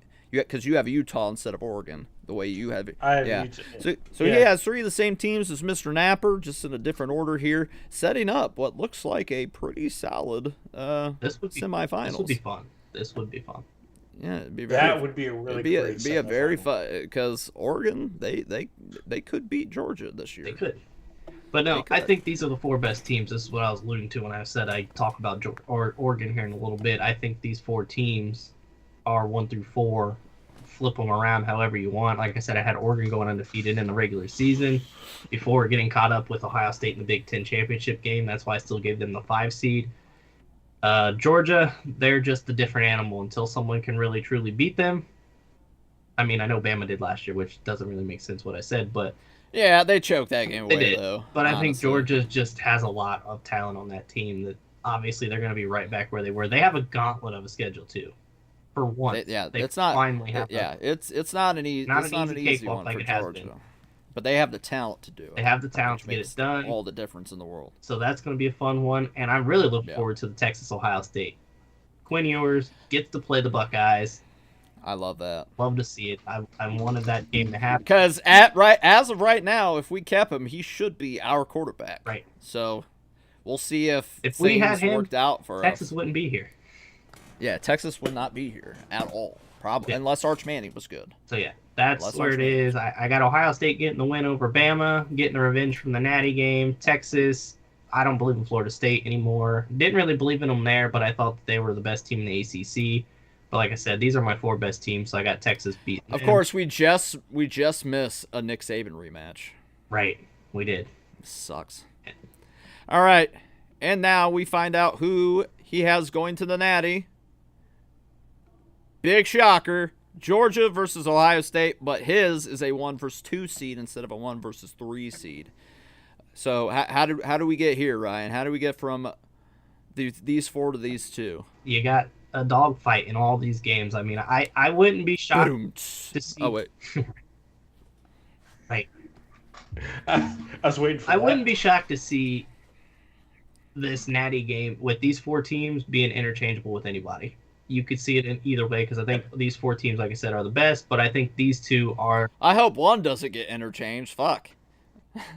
I know. Keep the 1 in check. You know, you could just flip-flop. If you want us to play Oregon a 3rd time for an Natty, I mean, we saw how that went the last time. But I'm just saying, these are my 4 best teams coming into the season, so I wouldn't be shocked. Like, I don't want it to happen, obviously, but if that were the case... But no. Boy, what if Ohio State had to play Virginia Tech at some point and then played Oregon for the Natty? Wouldn't that just be poetic? That would be great. Even though this Virginia Tech team would obviously be eons better than the one we lost to in 2014 because they went 6-6. God, that would just be so fucking poetic. God, I hope for that. That'd be great. Yep. All right. And now we find out who Ryan has winning the national championship. The Ohio State Buckeyes. Big shocker. Shocker. What's the difference? The defense, I think, is the difference here in this game. I know they played really well for a little bit of the game against Georgia, but I think this year the secondary is too good. They're not going to have guys falling down, making busted plays happen. And then I think, like Travis alluded to just a little bit ago, where Will Howard will use his legs more often than C.J. Stroud would. C.J. Stroud used it late in the game, and it worked. But I think this time around, Will Howard will scramble around, make those plays to get Ohio State the win. And I think this year we take Alex's motto, and we're seeing it already, in my opinion. We're going to have more wide receivers interchanged throughout the year and on the field. So if something does happen, people are going to be ready to be the next man up. Fuck. God, I would do disgustingly illegal things like Connor Stalions for that to be a truth. God, please. Just give me more wide receivers, for the love of Christ. Please, for the love. All right, so two Ohio State Georgia natties for the Buckeye Bros. Here's mine. All right, so I got Georgia 1, Utah 2, Ohio State 3, Florida State 4, just like Trav. 5 seed Oregon, 6 seed Virginia Tech for me. Texas 7 seed and 8 seed goes. I'm sorry. Yeah, right. All right. 8 seed goes to LSU. So, Autzen Stadium, Death Valley, whatever Virginia Tech calls their stadium, and obviously the Longhorns. They all get home games in the playoffs. All outrageous atmospheres. Then we got Notre Dame at 9, Penn State at 10, SMU, which almost really crushed my predictions right off rip, along with Florida State, at 11, and Boise State at 12. So these would be fun because, Boise State, Oregon, there's some beef history there from the past when Boise State was actually beating Oregon. Oregon plays Boise State second game of the year this year, so that would be a rematch. But the big one, what I think would end up being one of the best games, if not the best games of the entire playoff, LSU Notre Dame in round 1. So many storylines there. Marcus Freeman versus his former team that he coached for under Brian Kelly. Brian Kelly, I'm sorry, I said that wrong. Brian Kelly against his former team that he coached for, and Marcus Freeman against his former head coach that he coached under. Just a lot of stuff there, a lot of beef there. Both fan bases don't really like each other because of Brian Kelly going there. So just an electric game that would be. And that could be a really prove-it game and like statement game for a young career for Marcus Freeman if he were to win it. So a lot on the line for Notre Dame in that one especially. LSU not so much. I mean, they can just kind of coast for a year. Then, of course, SMU, Virginia Tech, an ACC game that doesn't happen in the regular season that we'd get in the playoff then. And Penn State, Texas, which would probably be another really great game. You know, what we think will be a good defense versus a good offense in Texas. So, yeah, that would be a great matchup. So, my next round, I have Oregon beating Boise State, LSU beating Notre Dame in that battle of the bad blood, Virginia Tech beating SMU, and Texas beating Penn State. I literally just said I would love for Ohio State to play Virginia Tech and Oregon in a playoff, and here you got it. You're going to get Virginia Tech right off rip here. Obviously, this wouldn't be a home field advantage; it'd be in a bowl game, but it'd still be a great game, I would imagine. Utah versus Texas. That would be interesting, to say the least. Georgia LSU, I think we all were in agreement on that one, except Ryan. I don't think Ryan had it. Never mind. And then a rematch from 2014, just like Ohio State, Virginia Tech. A rematch of Oregon and Florida State, where Oregon came out in the second half and just bum-rushed Florida State out of the playoffs in the first ever college football playoff. So I think that'd be pretty exciting to see. And then my next round, I have Oregon beating Florida State once again in the playoffs. Georgia beats LSU. We, of course, beat Virginia Tech. And a 7 seed Texas beats Utah to make the Final Four there. That. Are we the exact same, Ryan? Yeah. Yeah. Okay. So we're the exact same. Not surprising. This is the usual for me and Mr. Hill. And we'll see if it goes the same the rest of the way. But boy, would I love a round 3 with Oregon for a natty, because boy, that would just be the icing on the cake for a playoff for us if the stars are indeed aligning for Ohio State this year. And then I do have Georgia versus Ohio State as well in the natty. I think these are just two undeniable teams this year that are on a collision course. Georgia does have a hard schedule, but they should still be one of the best in the country. One-loss team at worst. Probably still win the SEC anyway. Ohio State, like you two, I have them as a one-loss team, and that's the only reason why they're a 3 seed, because I have Utah undefeated. But they both make it there, and boys, I think this is where I might upset you. Just kidding. I have Ohio State as the national champion. I knew you were going to do that. So, Of all the people to pull that, I would not expect you to do it. I am curious though. You both had Texas not in the 5 spot where I think I had them. I didn't have Texas in the 5 spot because I had Oregon going 12-0 and losing a close one in the Big Ten title game to Ohio State. yeah, that same, because they would just be seed wise, just the schedule. They'll get the benefit of the doubt if they go 12-0 and then lose to us. They'll be like, well, they're the best team of the rest, so they'll go 5. And then I had Virginia Tech at 6. I have Virginia Tech at 6 simply because I had them the same 12-0, and then they lose to Florida State in the ACC title game, so they'll get the benefit of the doubt and get a higher seed. They could put Texas there for sure. See, now in mine, they're both 12-0 going into those games.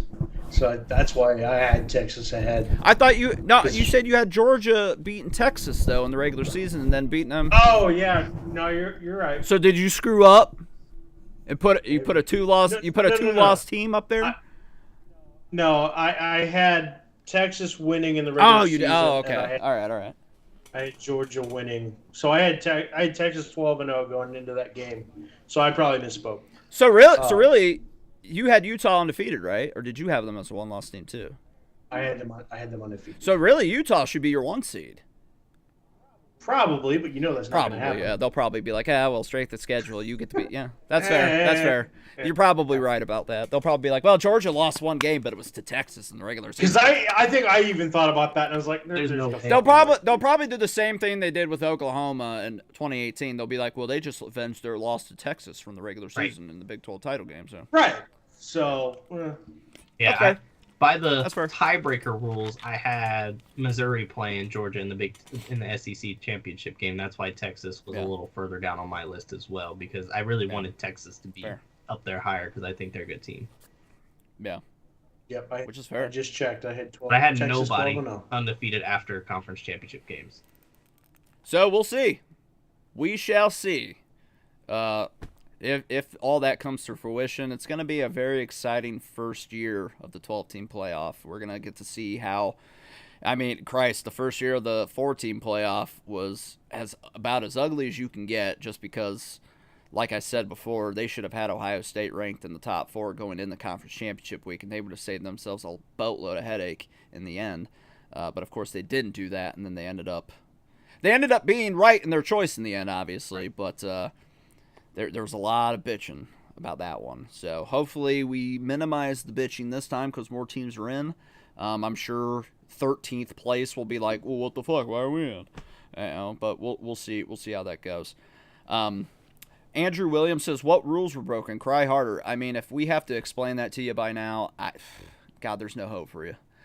It's all public knowledge at this point. The notice of allegations has been sent to the team up north. Ward Manuel is literally shitting his pants right now, and you could tell just by his statement today that he's basically like, "Oh crap, we're screwed." And he's literally said, "I'm not gonna fall on the sword for this." So, what more do you need? Wolverine fans just being ignorant on purpose. All right, we're going to go on a quick break. Then we're going to have Hot Wheels Hot Takes, and we're going to try to rush through these last two topics here on the Buckeye Bro Show on the College Football Dogs Media Network.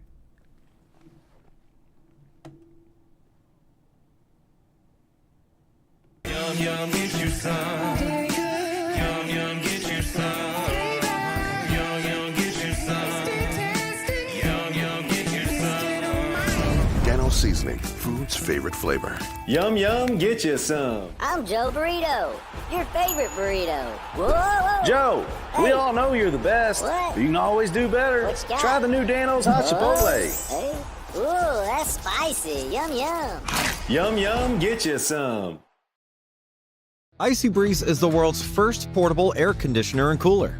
A premium ice cooler that doubles as an eco-friendly portable air conditioner. This is not a swamp cooler, just blowing air across ice. Over 60 parts and components allow Icy Breeze to achieve what no other product in the world can do. The secret behind the Icy Breeze is an innovative design that circulates chilled ice water through a heat exchanger in the lid, replacing the Freon used in most ACs. Fresh air is drawn from hidden vents in the top of the cooler, pulled across the exchanger, and chilled down to 35 degrees cooler than the outside air. A 3-speed fan control delivers Icy Breeze's dry, cold air up to 25 miles per hour, just like a car AC. And a stay-put flex hose directs the breeze in any direction. Wherever you need it, Icy Breeze helps you beat the heat.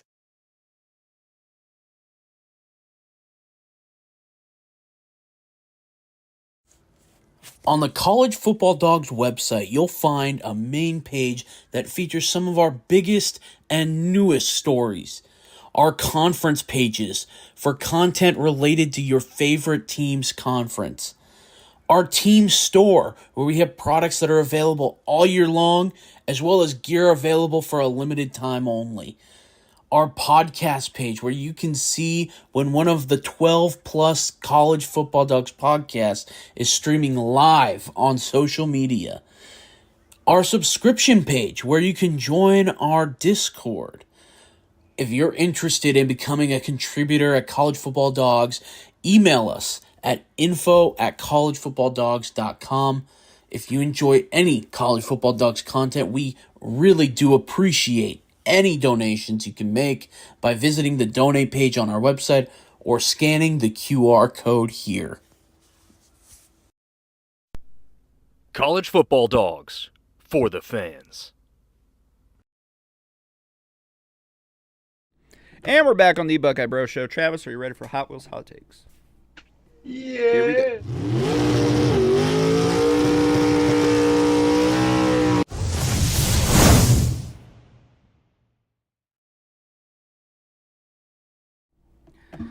All right, here's what.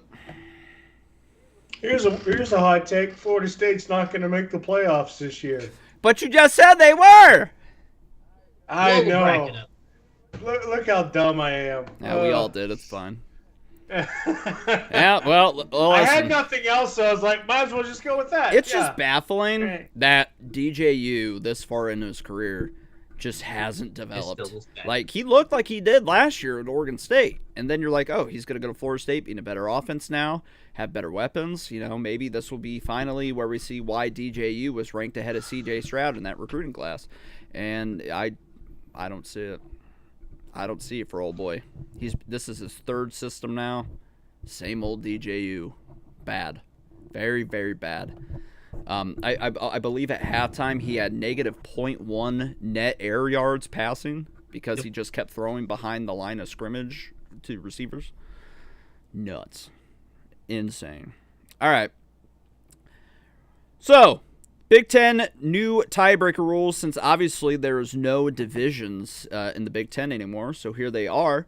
So, if two teams are tied in the Big Ten standing, conference games only, the following steps will be taken until a determination is made. The first tiebreaker is the tied teams will be compared based on the head-to-head matchup, if applicable during the regular season. Fair. Then, number two, the tied teams, if they didn't play in the regular season, then we go to number two. The tied teams will be compared based on a record against all common conference opponents. So let's say, by the grace of God, that's the same. Then you go to number 3. The tied teams will be compared based on record against common opponents with the best conference record and proceeding through the common conference opponents based on their order of finish within the conference standings.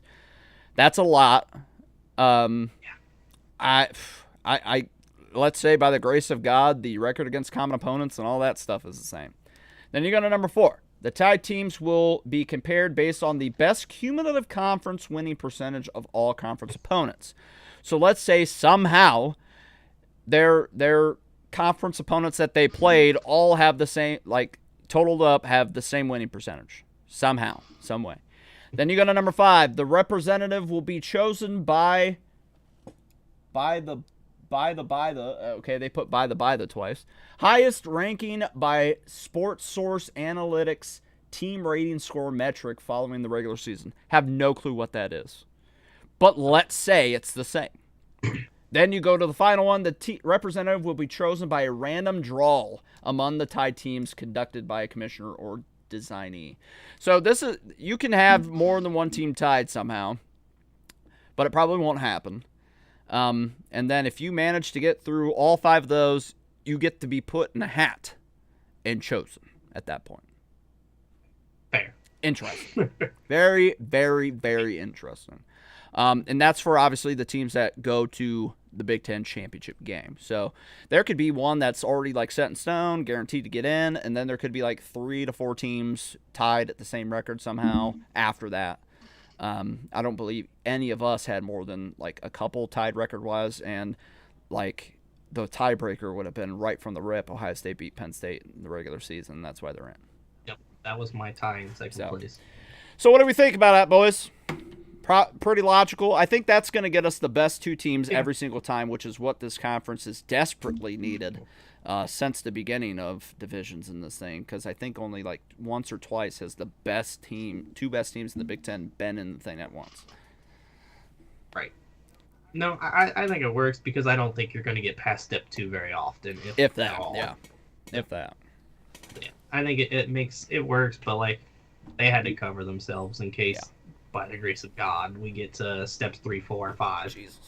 Yeah, there's always a ton of tiebreakers, but it makes sense I don't know what that sports analytic thing is at all, but I would love for it to one year get to that point where it screws somebody, just not Ohio State. That'd be funny as fuck. Travis, your thoughts? I like you guys said, it should hopefully set up for the best possible teams to make it. So hopefully this works in favor of the 2 best teams and provides that output, because we honestly, I don't think have seen that in the Big Ten title game for God knows how many years. So I'm looking forward to it. Hopefully it's a step in the right direction to get teams we actually believe are the 2 best teams in the conference. Yeah, thank God we got rid of divisions. Now we no longer have to watch the Big Ten West hobble in there. And, you know, I mean, a couple times they gave us a fit. I'll give them that. But otherwise, it's been absolutely abysmal. Logan says, let's go Zips. Starting off fresh, starting off early. Of course. Go Mountaineers. Typical. Yeah, go Mountaineers. Go the fighting Pat McAfee's. But yeah, it's going to get us best 2 teams, which is what should be anyway, especially in a 12-team format where you have to place way more teams in different seeds, and you have to find, like, we can't have a 4-loss Northwestern team making the Big Ten title game, somehow winning the conference and then getting a top 4 seed. It's not logical in any form of college football, but especially in this 12-team playoff era. No 4-loss team should ever be in the college football playoff ever. Not even a 3-loss team. And we might see that, but that would be a stretch. That'd be a huge stretch. I don't even have a 2-loss team in my playoff. I don't know about y'all. But I don't. I don't. So you'll see 2-loss teams. 3-loss teams, boy, if that ever happens, good Lord. I know Missouri was that's when we'll start. That's when we'll start lobbying for a bigger playoff, which they're already like we said, they're already talking about putting it to 18 or 16 14, or 14. Yeah, 14. Didn't it get moved up to 14 Yeah, already? they literally said it right after they announced the 12. They're like, yeah, we're already thinking about making it 14. I'm like, come on. I'm like, let's just stop. Stop at 12. Anyway. All right. I'm going to try to go through this quickly. But obviously the Connor Stalions doc dropped. We talked about it a show or two ago that it was coming out, and it finally did. I think we need Ohio to say this. Yeah, I'm not putting that good. I can't breathe in that thing. I don't know how I did through COVID, but yeah. It did finally come out, and of course, like we said on the show when we heard that it was going to be a thing, it was an insane fluff piece. Just to bring Travis up to speed. So it was an insane fluff piece. It was a very feel bad for Connor Stalions documentary, like see that he's not the bad guy type of deal. Boy, does he play victim at an insane clip throughout this whole thing. He points the fingers at other programs and not himself. Definitely lacked accountability, I think. I think Ryan would agree.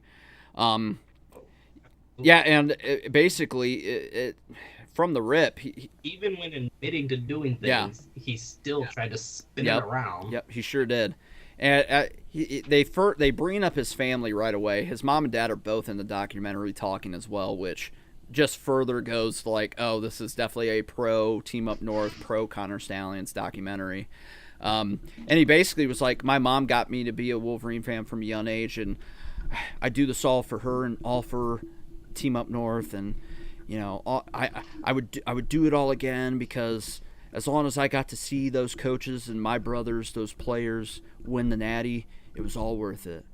And their mom calls them all crazed fans. Connor Stalions, even as a kid, dressed as Bo Schembechler for Halloween, which I can't say much because I've dressed as Jim Tressel before for a school thing, I think, about back in the day. But one of the bigger things that I saw is when he was in the Navy, and apparently he was in the Navy and the Marines. I don't know when that transition happened, but he started out in the Navy. He actually went up to then coach Ken Niumatalolo, who just left Navy in 2022, I believe, as their head coach. Just went to the office, asked for a student coaching job, and immediately got it. And they were like, hey, we're going to have you decipher signals. So he's been doing this. And his first game on the Navy staff was against none other than Ohio State in 2014 when we won the national championship. That was his first game on a college football staff. And what did he do? He tried to decipher our signs the entire game. And maybe that's why it was a closer game than it should have been. Not to mention that, obviously, J.T. Barrett's first start ever as Ohio State's quarterback.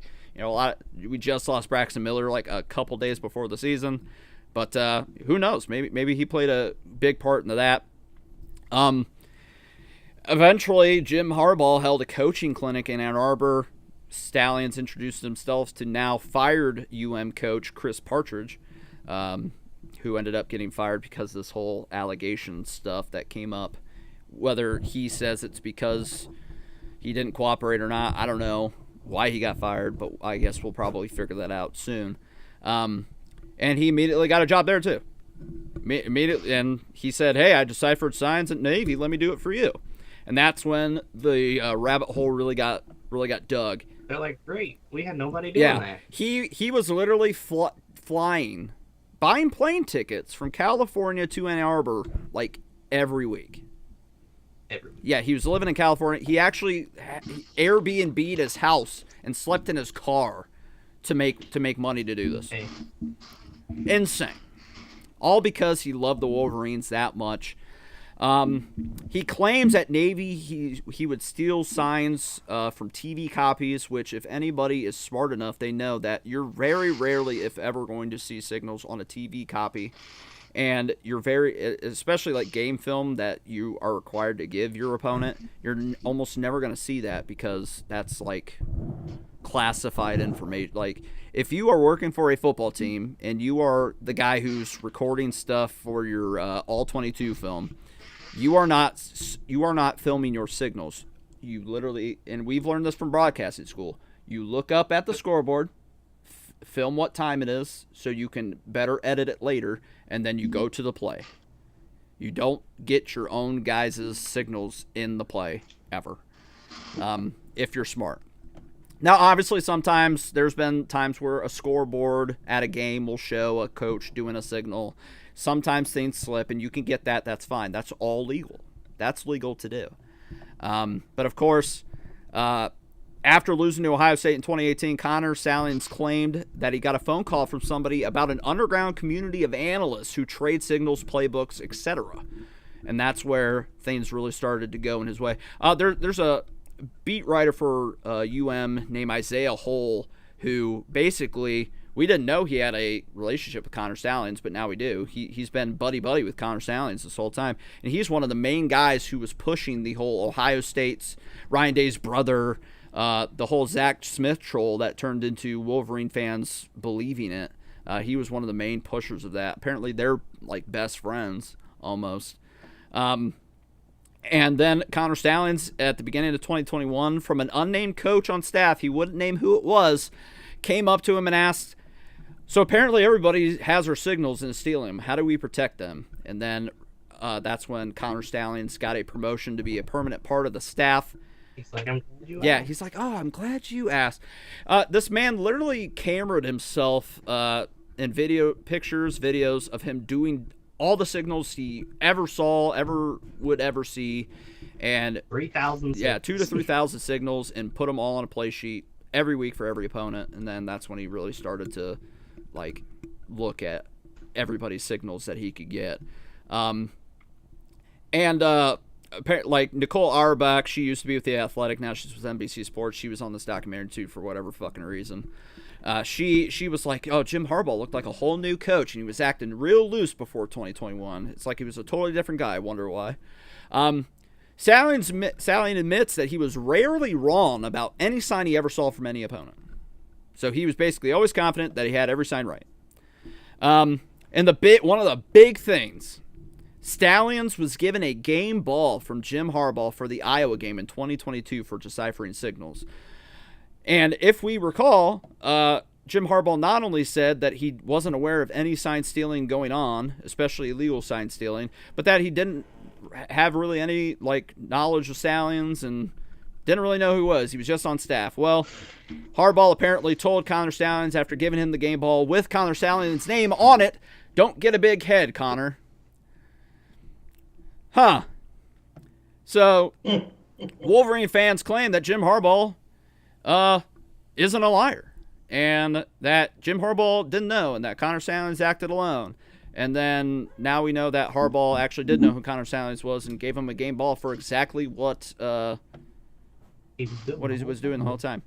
As we know, he had a manifesto, and he showed how big it was. Basically, he has thousands of docs on a Google Doc, and one of a U.S. map with every first-round draft pick on it from every state. It's insane stuff. And then, obviously, Connor Stalions said he never advanced scouted, and that's key, which means he said he's never been at a game in person to do anything like that, and he's only ever used TV copies to get signals.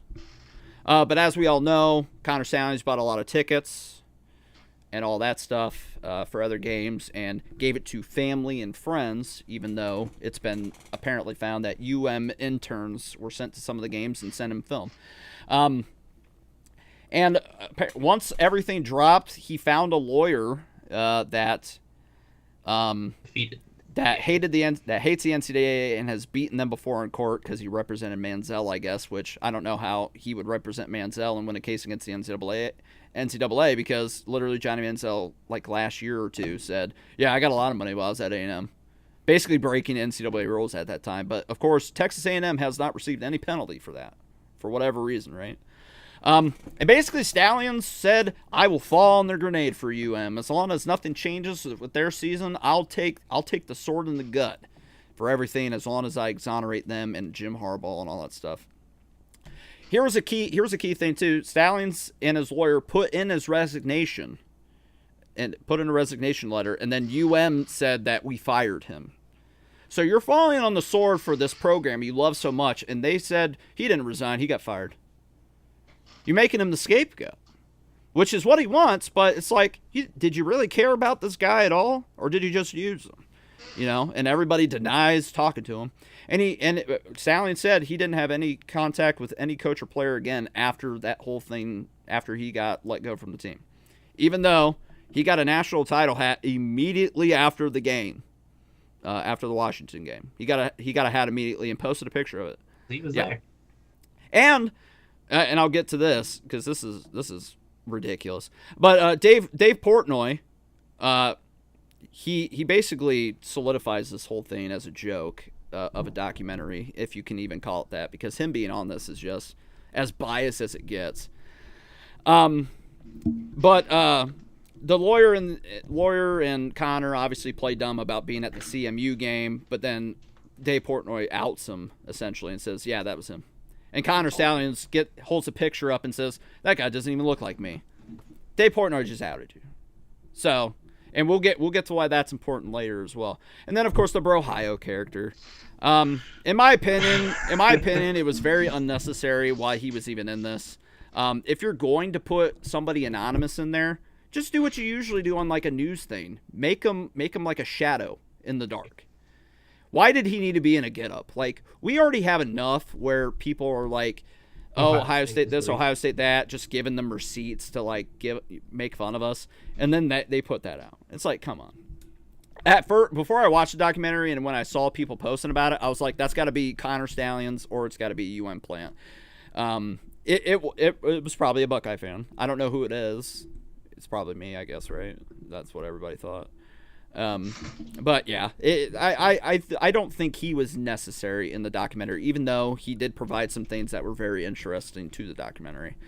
And I didn't even know this, but Dave Portnoy actually had Connor Stalions not only on the Barstool College Football Show. I was wondering who, when I saw the clip last fall, who was handing him a note on stage. It was Connor Stalions. And then he had Connor Stalions in a couple of his pizza review videos just coming out of the pizza shop with the pizza. They've literally made an entire joke about this and have taken none of it seriously because they don't have any accountability and they're all ignorant. He said that got a lifetime job with Barstool. Yeah, and that it's just very, even though Connor Stalions now works for a high school as a defensive coordinator, which we talked about last week. But obviously they brought up the fact that Connor Stalions' Venmo was public and saw the money exchange to UM interns and all that stuff. They brought up the Uncle T thing that barely got talked about, which apparently was a board member for the Champion Circle NIL thing for Team Up North, and apparently he was later fired from the board, so 2 + 2 = 4 there, I guess. And then they got into the whole what investigative firm was investigating them, and they found that spreadsheet of who Connor was having go to what game and what game they were filming, which Connor vehemently denied. Then the lawyer for Connor Stalions flipped it as, "Oh, well, they're getting hacked by Ohio State." And of course, computer was hacked. Yeah, of course, Isaiah Hole said it as well. So, Zach Smith, congratulations. Your troll job has made a documentary now because he was the one who made the joke, "Oh, Ryan Day's brother." And then they just went with it. And now they are really pushing hard that Ryan Day and Ohio State hacked Connor's computer, even though the NCAA seized his computer and stuff and probably found it himself. I don't know. But of course, there was that Washington Post article as well that we talked about last year. And Wolverine fans said, "Oh, but the guy who wrote that article went to school with Ryan Day." Well, Ryan Day was a grad assistant at Boston College, and he was a student there, but they didn't know who each other were. And even if that's true, they still are guilty of what they did, so it doesn't really change anything.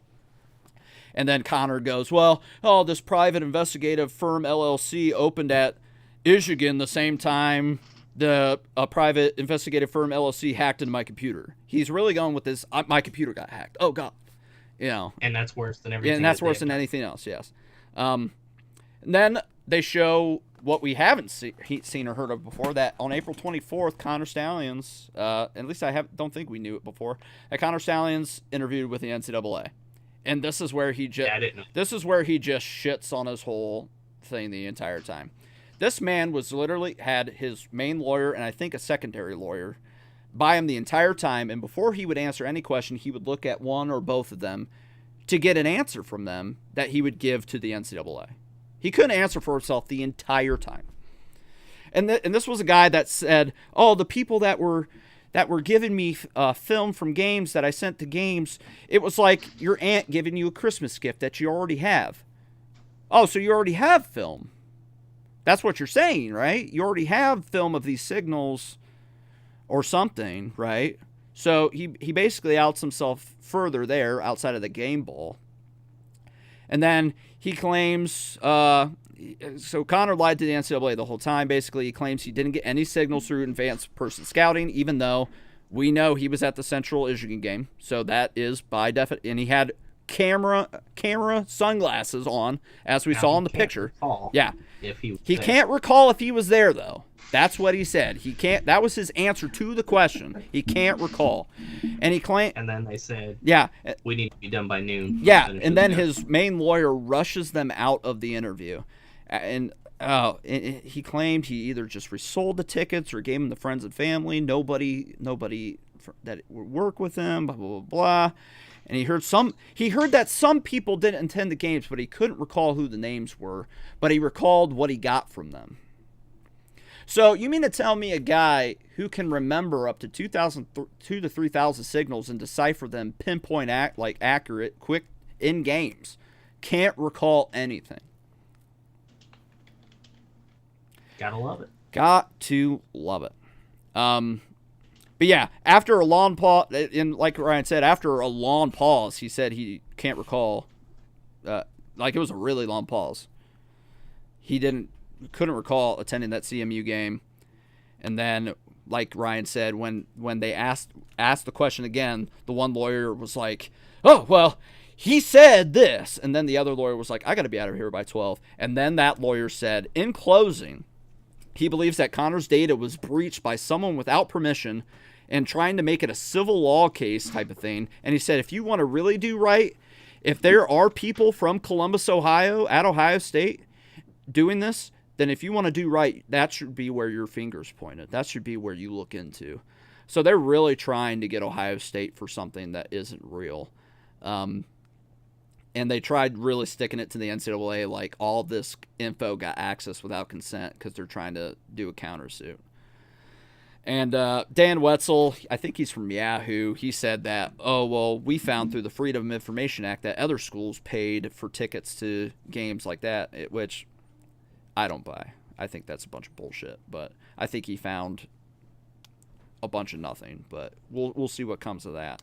But in closing, Connor, and I'm sorry this was long-winded, but there was a lot to this doc. Connor Stalions said he didn't break the rules. He just exploits them, and he doesn't regret anything and would do it again. So, Ryan, your thoughts? Yeah, I mean, I kind of gave it a little bit throughout there, but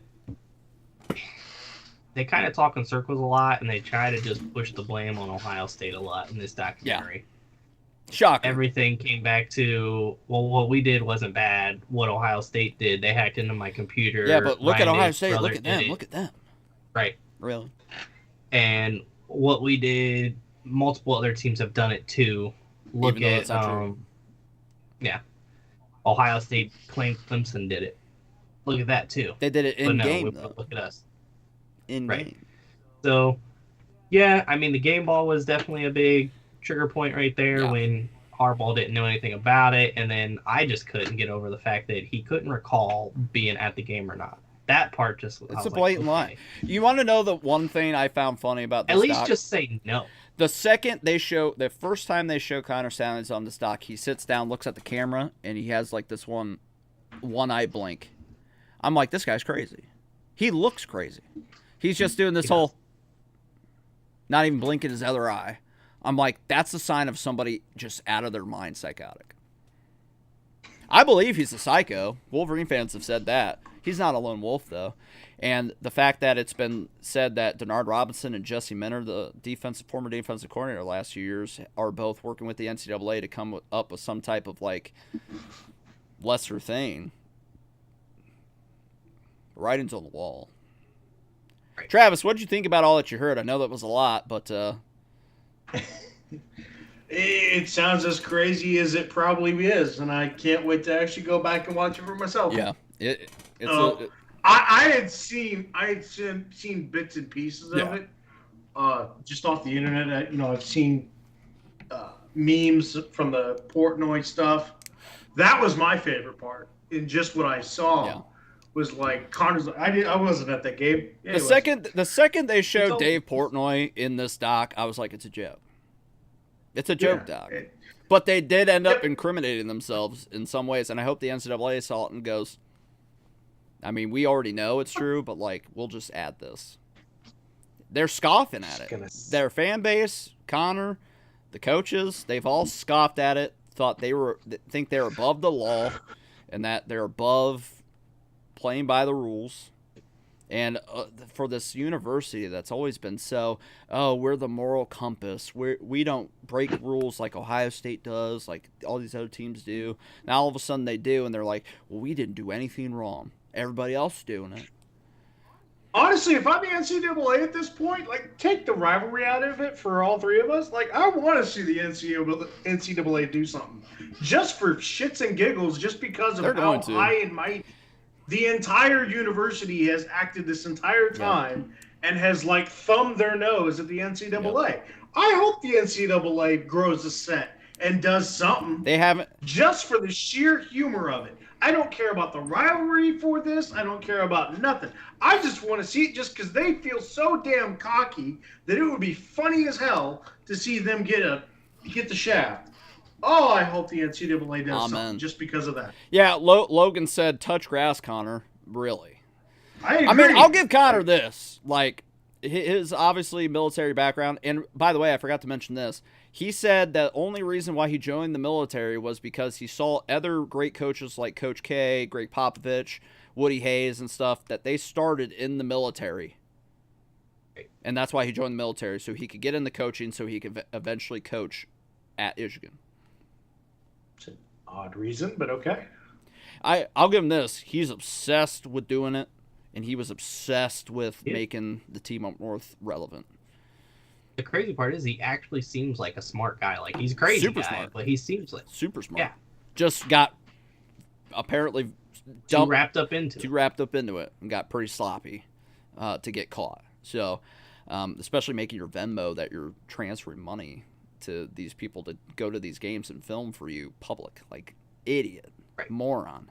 Only $100 tickets, but they're all 50 yards. Yeah, and Andrew William, avid Wolverine fan, said, "You mean when Ryan Day's brother hacked his computer?" See, I mean, they're just buying into that troll job. Like, you got to be a super idiot and of course, it's a deflection tactic. They're gonna be like, "Oh, Ohio State, not us." You know, of course, it's the Wolverine way. They sold the memorabilia. That was worse. And then he claims you don't know that was him. Probably to the Central Michigan game. We know it's him. I mean, I have really good facial recognition skills. I knew it was him the second I saw the picture. I mean, if Portnoy's saying it flat out said it. And apparently the NCAA, in their notice of allegations, already has it in there that it was him, that they proved it was him. So it's it, and we know. And then Kyler Carroll, he says, "I'm sure the NCAA will watch it and revert back to it and know that he basically gave them the finger," of course. And he said he's smart but sloppy. Totally agree. But yeah, this documentary gave me some things that I didn't foresee coming, like the game ball. That was like clear indictment right there that a lot of Wolverine fans were saying, Harbaugh didn't even know the guy. Harbaugh didn't know. Harbaugh knew. And we've said that the entire time. Harbaugh knew. And I guarantee the NCAA. How do you not know somebody on your coaching staff? Especially when he's been pictured by you and he's been pictured by your offensive defense coordinator like every game. They all like know. we said from the beginning, even if he didn't know, he's a bigger dumbass than he claims than we claim he is. He knew. If you didn't know, you're not a very good head coach then. Everything we've said, from them faking COVID in 2020, guarantee that's true, just to avoid us, and it gave them time and Harbaugh an extra life in the game of football to then turn an unnamed coach to Connor Stalions about it and was like, how do we stop this? And then all of a sudden everything changed. Everything we've said has been correct. And once that notice of allegation and all the proof comes out, just further along. Can't wait to talk about it.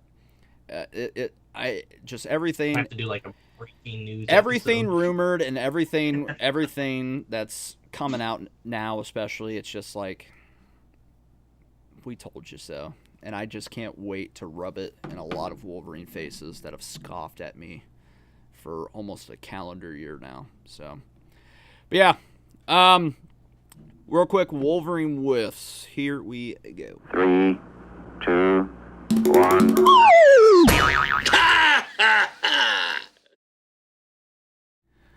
All right, since we just talked about the Stalions Doc, I got a couple about it here. Buckeyes versus the world, and this isn't really a Wolverine whiff towards him. He brings up a good point, though. The same fan base that swore that this wasn't Connor Stalions believes Bro Ohio is actually an Ohio State fan. He might be. I don't know if he really is or not. He's wearing too much blue. Yeah, he's wearing too much blue. Why wouldn't you be like me and wear an Ohio State coat, at least with the logo on it, if you want to make it more believable? It's not even the right shade of red in the shade. Yeah, listen. I don't know if he's an Ohio. I think he's just a guy that's might be in some Ohio State boards sharing info, but it is what it is. He was the only person in that doc. Because he said a lot of the stuff that they were leaking in the message boards he was in ended up being then leaked by or said by national media and ended up being true. So he was the only ally to any non-Wolverine in the entire doc. So I'll at least give him that credit.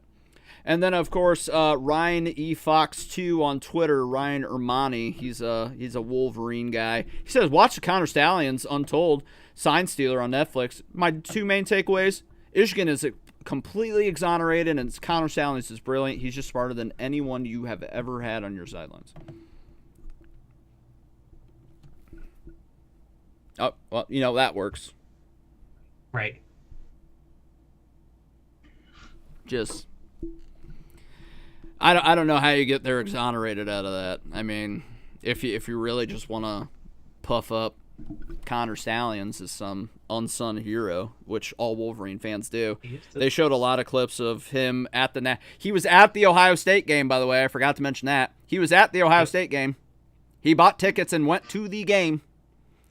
And he was at the Rose Bowl, as we knew. We saw that on social media via Chase Winovich. And he was at the Natty, which we knew too. And, of course, they showed him crying at the Natty. You know, they showed Wolverine fans heralding him as a hero. Boy, I just... Did the cheating ever stop?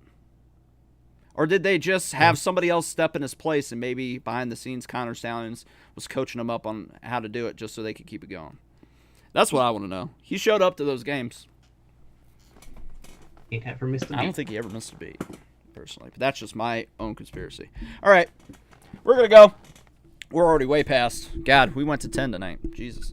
I was trying not to do that, but I knew probably it would be a longer show.